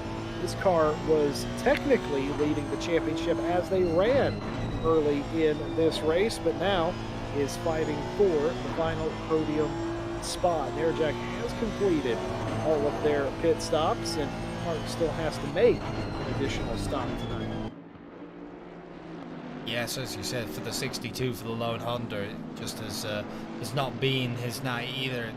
I'm still trying to wrap my head around what happened in the background. We had the 62 and the 5, was it? The 5 McLaren that seemed to get tangled up in somehow, but that wasn't caught on our cameras, just in the very corner of the wide angle. But yeah, a day that one of those, what could have been. But at least what we can say is that it's nice to see one Honda represented on the grids, because you very, very, very rarely see this car driven in a regular competitive league, outside of maybe like someone, say, I don't know, Joe McCauley, for example. But it is just a car that seems to have been forgotten about almost. Yeah, it sure is, and it's rather unfortunate. I love brand recognition. I love having a bunch of different race cars, and it's all very interesting because you get these cars that are so very different. You've got different drivetrain, displacement, orientation, and it's just, they've all got different aero properties, obviously, and it's just so nice to have choice, and to have some cars be less represented is a little unfortunate, of course, but it's lovely to have them. Have Hondas on the same grid with a lot of the other manufacturers, and of course, permitting in the series, we still get nice Lexuses and GTRs, so can't complain about the racing for sure. Dylan Tan continuing the fight to the top, and oh boy, has it been a rough fight to the top for him today. Miguel Martins is catching the yellow Audi that you currently see out of Tan's windscreen, made up about 0.3 of a second. I wonder if that's pace on Tan's car, or maybe just Jack driving in the rearview mirror. Dylan Tan trying to get back up inside the top 10 here. Almost contact there that time. Yeah, a scary moment. Had to check up possibly more than he thought he might have to do, and take to the outside of the track. This was the 141 came out of the pits, so this car is fresh out. The 18 just managed to slingshot around and still back on the march up. This won't be a pass for class position, but top 10 is top 10 overall, and when you're a pro car, you are battling the overall. That's true. Of course, there is an overall championship. We don't have points to show you for that, but I'm pretty sure this man here, the front splitter anyway, I believe Dylan Tan winning both of those championships this season. I don't foresee anybody else being even remotely close. But beside the point for position, actually it's a bit more complicated than that, but you get what I'm saying. The further you finish up the grid, the more points you get. Dylan Tan trying to make the move, doesn't go to the inside here, wants to follow into the hairpin and doesn't quite get close enough to think about making a move. But maybe down the Kimmel Straight this time we can start to think about that, as a lot of the front running cars have been in the pit lane. Bill and Pierce have been down, and now Samir Foch, as we flashed through, you saw the blue and yellow Ferrari. the Peace Ferrari, as it's named this week, completing their final stop. Ran into the grass there a little bit was Dylan Tan. Looks to have position now on the inside. Well, it's once again going to be an inside that converts to an outside, but using the McLaren's downforce and trusting in it, just getting that little bit more corner speed. And there you go, in front of the 18, who has almost a very big moment. Would have very much put the 18 back in the clutches of the 62, but keeps it on the road and got to keep his head down and focused on his race. But Dylan Tan back into the top 10 and now chasing up the road. It'd be Neil Pimlott would be his next target. That's a while away up yet. It's about 12 seconds up the road. Just about enough time to get there as well. 23 minutes left in the race. Track temps falling. It finally did go optimum about 15 minutes ago or so. It's still mostly cloudy, but the track temp is dropping here. It might be something that gets the attention of the drivers. Maybe drop it a notch on the PSI. Nothing too crazy. 23 degrees C. Current temperatures. And what everybody else pitting has done has given Teo Anton the overall lead of the race for the time being. Very much so, and looking back as well, I thought that the Thomas Pierce, the 131, that they might have really run away from Walter-Billen, you know, and that car did look like it had some incredible mid-race pace, but now they've been caught back up to by the 183, so another battle for position going on again, and I think this will be for second place on the podium, I believe, as Artem has cycled back out in the 414 into fifth place, about 15 seconds behind these two.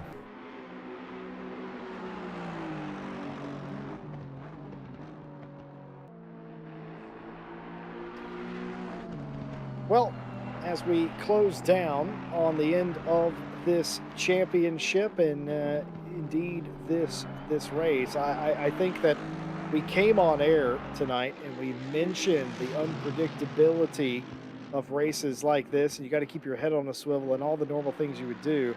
I don't think anything could have helped us predict exactly how crazy it was. It was a bunch of drivers trying to get the most they can out of the end of a season, as Grimm does take a nice spot on large there. Had to do it the hard way, but got it done. Yeah, large with that 5-second penalty, and the still yet to pit still will not, has not quite happily just let anyone by. They've been fighting it for every single time, and matched machinery in your Mercedes. It's very hard to go up the inside or around the outside of someone who's driving literally an identical car to you. But yeah, what a race this has been, an up and down topsy-turvy race where anything and everything has happened, and some things that I've never even seen before, but we can chalk that up in the book of things we have seen in an RCI race. There's a bunch of things that I've seen today that I can't say I've ever seen. I've never seen that many accidents on the straight before Eau Rouge, and I've never seen so many spins, and half the stuff that we saw we didn't actually catch the entirety of. There's a couple of them before the final bus stop chicane there that we had a couple of incidents there. We never actually saw the initial contact, but crazy as they were, it's just places that normally you don't have multi-car accidents, and we've seen this evening. But a crazy championship ends in the most crazy way possible. That is for certain. Samir Foch reassumes the lead of the race. Anton Pitts out of the lead position. And Samir Foch, who has led since the jump and quickly got out to a 3-second lead, has done nothing but reset the fast lap several times and pull away. It basically has been sort of a parade for Samir Foch. It's been too easy for the Triple Eight today. And just Well, as you say that, okay. as you say that, don't curse it, Jesse. Just as you say that, the splitter decided that it wanted to take a little bit of a nibble out of Ryan the Lawson, floor. I've just realized I should shut up more often. Yeah, I do have to remember that our great powers. I was banned earlier on, ladies and gentlemen, from showing Valentin Barrier on stream while Jesse was talking, because it just seemed that every time I looked at the Porsche while Jesse was talking, death would occur. But it turns out that I had the magical power because I moused over that car, did not even click it, and they had an incident. So the magical mouse powers of today, you see, maybe it's transferring. We should look at someone else quickly. Look at there you go. We'll look at Grim for a minute. Have we been blaming the commentators when it was really the broadcasters all along? Maybe we should blame this mouse. That's what we can do. There you go. So then I'm not the problem, Jesse, you see. Otherwise Mike will come and be angry mouse at me. Earlier that did not have batteries in it. Yes, the sad mouse, which I had to run and get some batteries for, because Mike was in my ear telling me that I need to get the camera off this, and I was like, oh, that shall be but a moment, Mike. I shall simply do that. And where's my mouse gone? Has it been hidden under ACC? No, it hasn't. It's just run out of batteries. Oh dear. Adventures in broadcasting, folks. Don't you wish that you were you were doing it? I will say, Mawson's got a very exciting panel of buttons in front of him. Some of them flashing, some of them blinking, some of them are solid colors. That one's pulsing right there. I'm none the wiser. I'm glad it's you and not me. And I did find eventually the controls for the grid walk for Stewie's drone. He likes to lock it away from us, you see. We're not allowed to touch Stewie's toys when he's away. But he's come back from his skiing trip, so normal Stewie broadcasting shall resume for the Silverstone 12-hour. Apart from I shall be in there for, I think I'm in the middle stint, a little bit of broadcasting, little bit of commentating, a little bit of everything. I think I actually see most of that race. I believe I've chalked it up. It's almost 10 hours that I will see of that race, so I'll be well qualified at the end to tell you everything that happened and who binned it in the wall at Stowe. Oh man, that might actually be another one for the bingo card. You're writing the bingo card for me this week. I like it. I like it. Well, of course, since we mentioned it, time to talk about it a little more. If you like GT racing, well, we have a little thing called the World Tour, and it is very much that. It's 6 endurance races from 6 different tracks, varying length. We've already had the first race of the season, Nürburgring. This is the second round of the World Tour Championship. We are doing the 12 hours of Silverstone this coming weekend, and well, we'll all be there, and you won't want to miss out. So like, subscribe, hit the bell, do all the things, and we would love to see you there. We have fun with our endurance races. It's a little bit more relaxed, we'll say. It's a more night owl-ish, and we have interviews, we have fun. And, well, I've taken up making bingo for the races. I think I'm going to do that every race this season. Was absolutely frustrated. Didn't get a Digby bingo for round number 1. I was 4 across in 3 different places. Needed one more spot in 3 different places.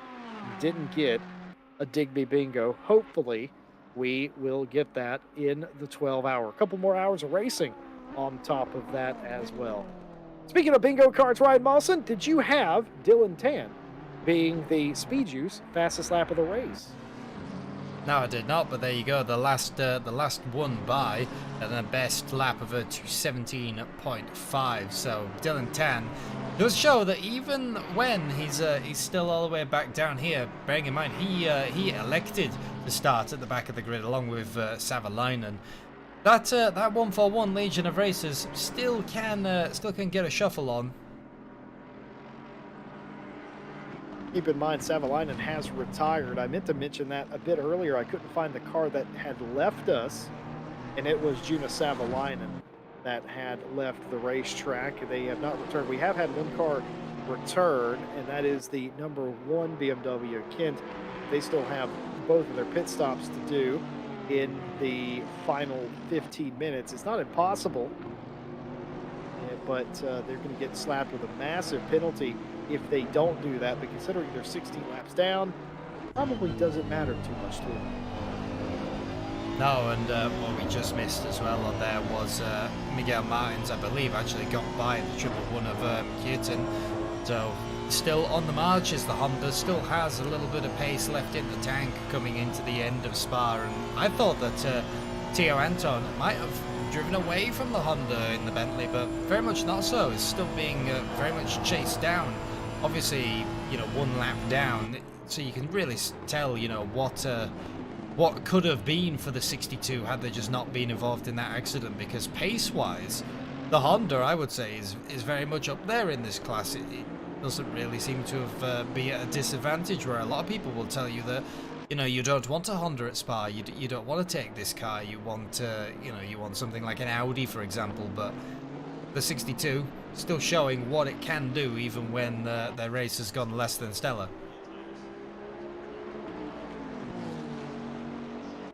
Yeah, it's a good point. I mean, a good driver will be good in the car regardless. And talking to a lot of great esports drivers, or aliens as they're often called, they can take a car that is so-so and make it look great. We've seen that with the GTR in the World Tour, for instance, and a couple of other races rather besides.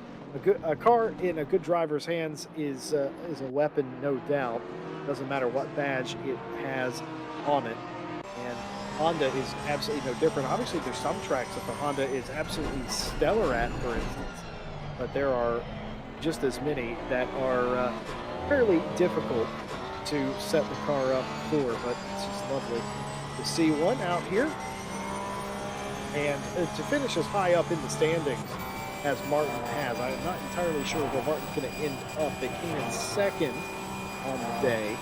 Wherever they end up, that will still be a very nice result for the driver of the 62 and one of the only Hondas in the entire series. Rafael Huel trying to look down the inside of Nair Jack, thinks better of it, doesn't have anywhere near enough overlap. Now it's time to follow for a couple of corners before you think about diving down the inside of the hairpin if you get close enough. Walser just has nowhere near the same speed as the Audi does, and you know, that is always your disadvantage in a Porsche. Once you shift it to 6, then you just lose all kind of acceleration. Even with a slipstream, that is it. And the Audi, even after its slight bop, there was a few patches ago where they changed the downforce on it and made it that the middle sector it was not as good in. This car used to be the absolute monster at Spa and used to be, you know, the one that did the crazy lap times along with the BMW, for example. And I'm not talking about the new BMW, I'm meaning the gigantic cross-channel ferry, which is known as the M6. And, you know, both of those cars had a bit of a readjust, but even after that, you can still make them an incredibly strong car. I mean, ask Wolf Matuszka and he'll tell you everything you need to know about an Audi at Spa.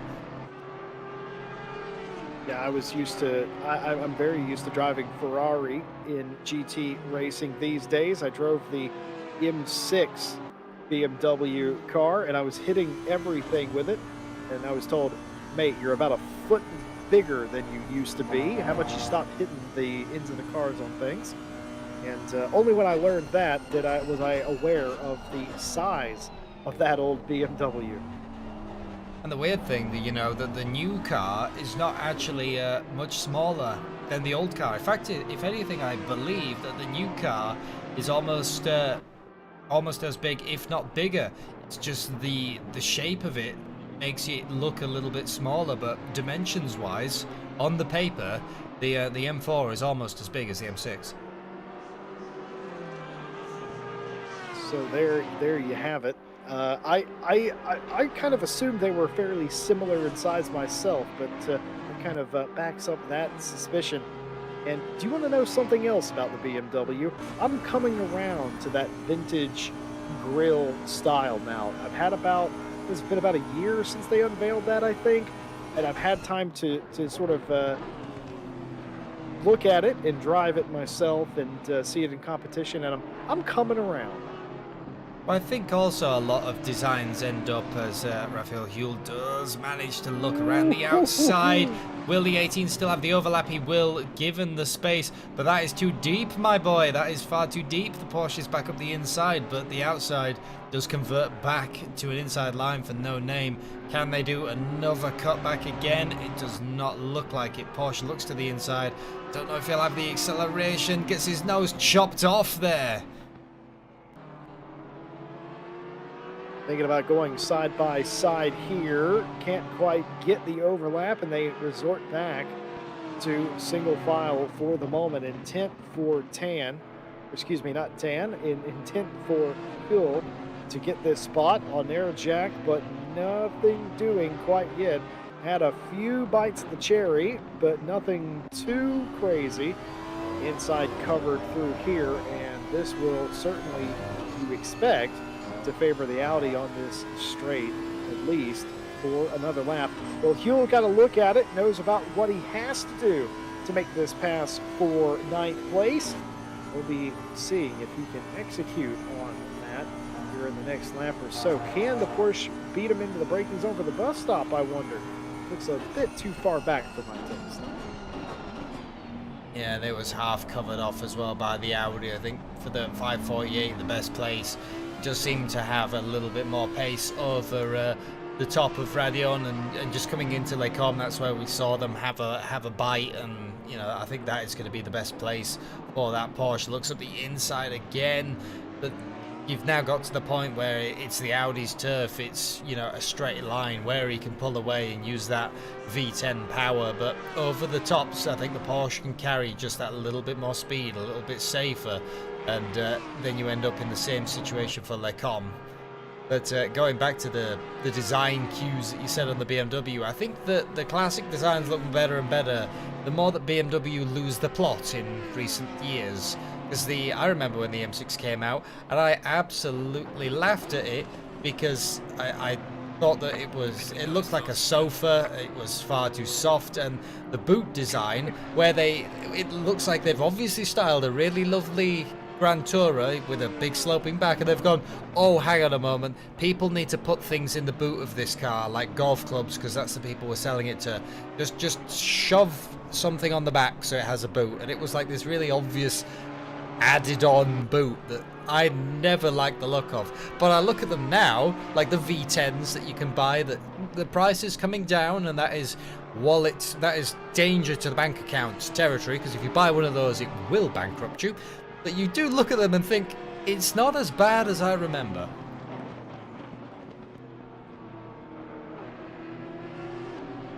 I just love hearing Mawson wind up for one of those. One of my favorite things to do when we're just off camera hanging out is to hear Mawson talk about cars. It's one of our favorite things to do. It spills off into the stream some of the time.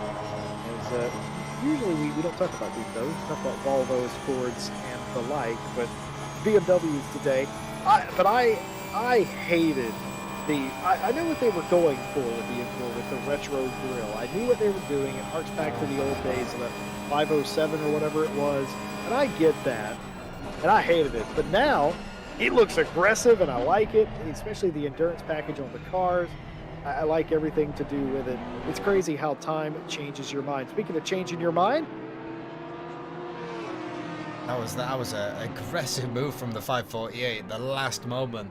I thought that was going to be a crash, or that you were going to unsettle the Porsche so much that, you know, that would just cause a spin. But that is exactly what the 548 had to do to get by.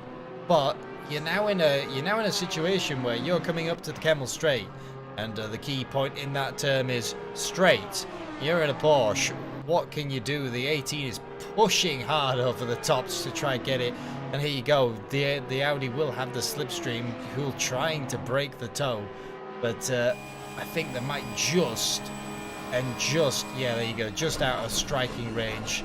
Porsche might be safe, but he's got 5 minutes to run away and not make a mistake. That being the absolute key. By the way, our stewards, they like to have fun too, and by they I mean Phil Roberts, made a track guide for us today. but it's all racing games from yesteryear. As oh no, look at this. There you go. Got me a Something light. amiss on that Well, car there. that triple one. Yeah. Strange moments are happening still. With only 4 minutes to go, I was briefly reading about specifications on the few BMWs, and that off camera happens. Yeah, something happened to the triple one. They gave up several spots there, I'm pretty sure. But no real, we don't understand why that might have occurred. But either way, the damage. But yeah, we're looking up the specs of the BMW, and apparently the M4 is actually longer than the M6. It is narrower, however, the M4. But only just, of course. I was gonna say it's only just. It's still a very, very, very long car. You wouldn't think it though, and even looking at them on stream, I don't look at that car and think that it's longer than an M6. It just doesn't look it. I think the proportions and the styling make it look a little bit smaller, a bit more angular and angry, but yeah, that is surprises me. Also, what doesn't really surprise me is that explains why they're so quiet when you look and you realize that they're only a little 2-liter engine. Ah, there you go. Well, I was looking at something Phil Roberts made. He makes funny track guides. For those of you that are been a long time viewer here, usually they name them. Phil Roberts will name it after people. Well, he made a retro gaming one. Arouge and Radeon is the Micro Pose Grand Prix game, which I remember when it was fairly new to the scene. Shows my age. And then you got the Kimmel Straight, which is turn 6. It's called Formula 197. 7, 8, 9 complex is V Rally. Oh, V Rally. Imagine that. The hairpin of turn 10 is Daytona, USA. Let's go away. Turn 12, of course, is my favorite, one of my favorite games of all time, Codemaster's seminal hit, Toka Touring Car Championship. The intro to that, well, for me it was Toka 2. That was the actual one of the first racing games I had as a kid. And you know when you sort of have a memory and you have to go back, as Samir Farsh has a little bit of a tiny slide, you have to go back and watch it. I forget how 90s it was, because the intro to that is hard drum and bass. And you just watch it back and you think, yep, this was cool. This was the style of the time, and I remember it, and now I feel really old. Speaking of another Codemasters classic, turn 13 was Colin McRae Rally, and not to be outdone, Colin McRae Rally 2.0 is turn 14, and 15 is Sega Rally, which is a brilliant game. And here's a game I never played, Micro Machines for the PlayStation, which is also apparently a Codemasters game. Never played that. Never heard of the game called Roll Cage. I recognize the developer, but never played that game. Turn 18, where we've seen several cars go off, is Need for Speed 2. And quite fittingly, the Turn 2019 bus stop area is Mario Kart 64. Which is the worst Mario Kart, by the way, but we're not going to give it a... And also, Turn 1, by the way, is Gran Turismo Hairpin. I know that made no sense to everybody, but it made me laugh. I had to bring that out. They renamed all of the corners to classic racing games, and for a lot of them, yeah, it's spot on. I think is kind of what he did there. Yeah, exactly. And as we go through, the time we're ticking down, it has been an absolute lights to flag victory for this man who we ride on board for the last lap, Samir Foch. You know, a fantastic day. Like I said, proven what he can do when Dylan Tan and Savalainen are not taking it all that too seriously. And I always thought that the Triple Eight really was, you know, the third best driver on the grid. He was always there, always willing to take the positions. Just when you've got those two fighting up ahead, what really can you do? But Dylan Tan will walk away though, unless Samir Foch has got something miraculous in the last lap, but it's being held up by traffic with the fastest lap award. So at least Dylan Tan can get that point, and I think though that will be him as champion But for Samir Foch, it will be a day to remember, I'm sure, at Spa. A good race from, from the green right to the get-go. It's been a complete day for Samir Foch indeed. A day that where everybody else seemed to have trouble, struggle, and have mistakes. You couldn't say that about Samir Foch. But the worst thing that happened to him was he had a wiggle off of one corner. You know it's been a pretty perfect day. A dominant day and an end to Season 8 here at Night Owl. Samir Foch is going back to victory lane, the top step of the podium for Samir. And you got to give it to Thomas Pierce, who was second, got a penalty, had issues of their own, was all the way back in fourth or fifth, drove all the way back up to the podium again. Two Ferraris, 1 and 2. Thomas Pierce is going to come around and take second, but consider where he is. Almost spoke too soon. Consider where he is in relation to where Foch is on the racetrack. That shows you what a dominant win it was by Foch. And that was also not just because of the penalties and the incidents. A lot of it, the Triple Eight has just had the pace all day. Has had the best lap was only taken away by Dylan Tan, and just his average lap times have been so consistently low that I think even had the 131 been there, it would have been driven away. But 62 seconds behind, Thomas Pierce will cross the line in a P2. Walter Billen not that far away. The 183 car will cross in third place, 12 seconds behind. Another day of what could have been for the Aston Martin. A few penalties here and a few accidents there. You just think, what could have been. Still a good day for Walter Billen, who was in the wars all day long and gets rewarded with the deserved podium for the 183. And that completes the podium. Matt Artem will come across the line, fourth place. Two American drivers in the top five. I made a statement the other day that I couldn't remember the last time an American finished on a podium in one of the RCI races. I can confidently say I've never seen two Americans inside the top five. Tio Anton will come across the line in the lower class to win the race. And what a drive it was for that man. I cannot express how impressive that was, that Anton got all the way back. Grim Lilith finishes second in class. Felt like a podium was on, and Grim was right. Second for them. Dylan Tan comes across the line. Hasn't actually come across the line yet. Oh, excuse me, that's Javier Lai. Excuse me. Dylan Tan does come across the line in seventh place as well, and he wins the championship for himself. Samir Foch celebrating the win. The third place on the lower split podium is Narajax, and that concludes another fantastic season of racing. Got two deserving champions, Ryan Maulson. Very much so, and that was completely not over until it was over. Even the lower class, we had no idea what was going to happen. Just that accident that befell the Martins kind of put that battle on ice. But Tio Anton, didn't have the qualifying that he necessarily wanted, drove all the way to the front, got around Grim Lilith, but Grim did not drop off the back of that Bentley. It was all still to play. Had Anton made one small mistake, that would have been it. Samir Foch was, sort of given the opportunity to show what he can do without Savalainen and Dylan Tan battling themselves, and, well, very much showed exactly what that Triple Eight can do. Can finish almost with a minute and a bit ahead of everyone else.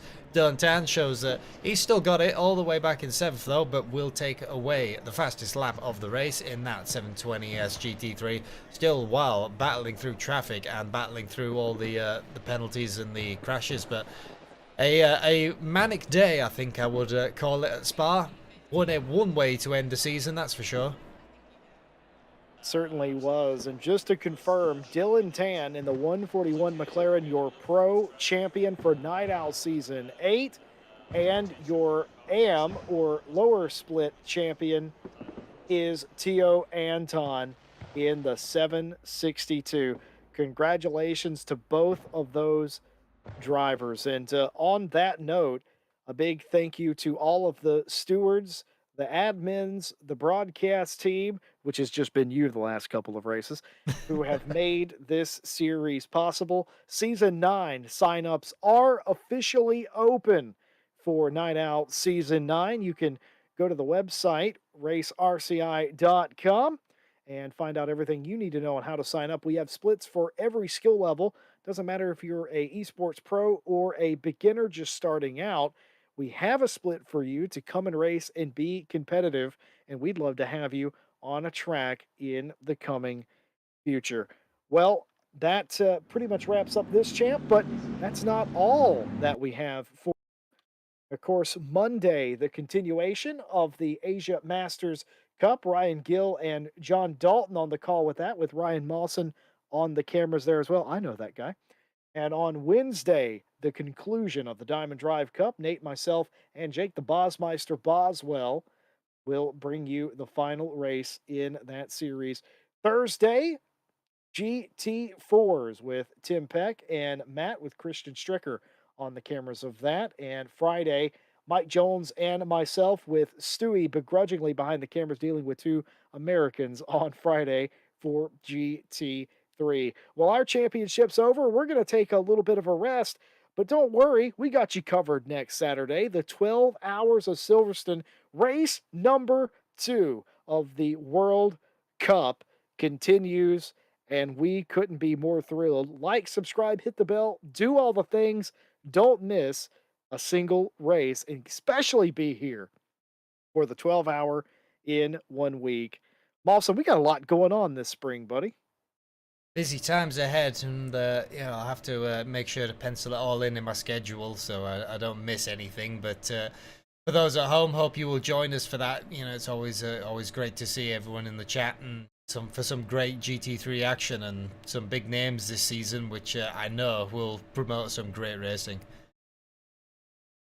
Well, of course, we also couldn't say goodbye without thanking all of you that have been with us all season long. We appreciate you watching, leaving your comments in chat, hanging out with us on a Saturday night. We know it's late, but that's kind of the mystique of Night Owl, and we thank you for being here every step of the way. And also, a big thank you to our partners that make this race and every race possible. RaceDepartment.com, your source of sim racing news and information. AK Informatica for providing our server solutions. Driver 61, you can get 25% off your driver coaching by going to driver61.com and using our discount code. Links in the description. Driver coaching can make you a better driver. It certainly has helped for several of us here on the staff team at RCI. Fanatec, your source for the best sim racing hardware. Direct drive wheels are the future, they are the now. And Fanatec leading the way in that department. SimRacing.gp. If you're tired of the pub racing scene and don't get enough racing here at RCI, join SimRacing.gp. Join a community. Get racing daily today. It costs you absolutely nothing to sign up. Ryan Mawson, a crazy season 8 that left us in suspense to the final flag here today. What will season 9 have in store? Well, there's only one way to know, and that's to get there in just a few weeks. Thank you for being with me all season long.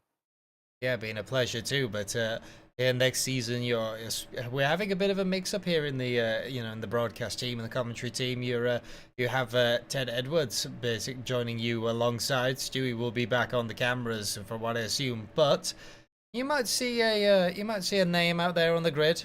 If I can blow the dust off of it and find the keys to my old Bentley, it might be out there.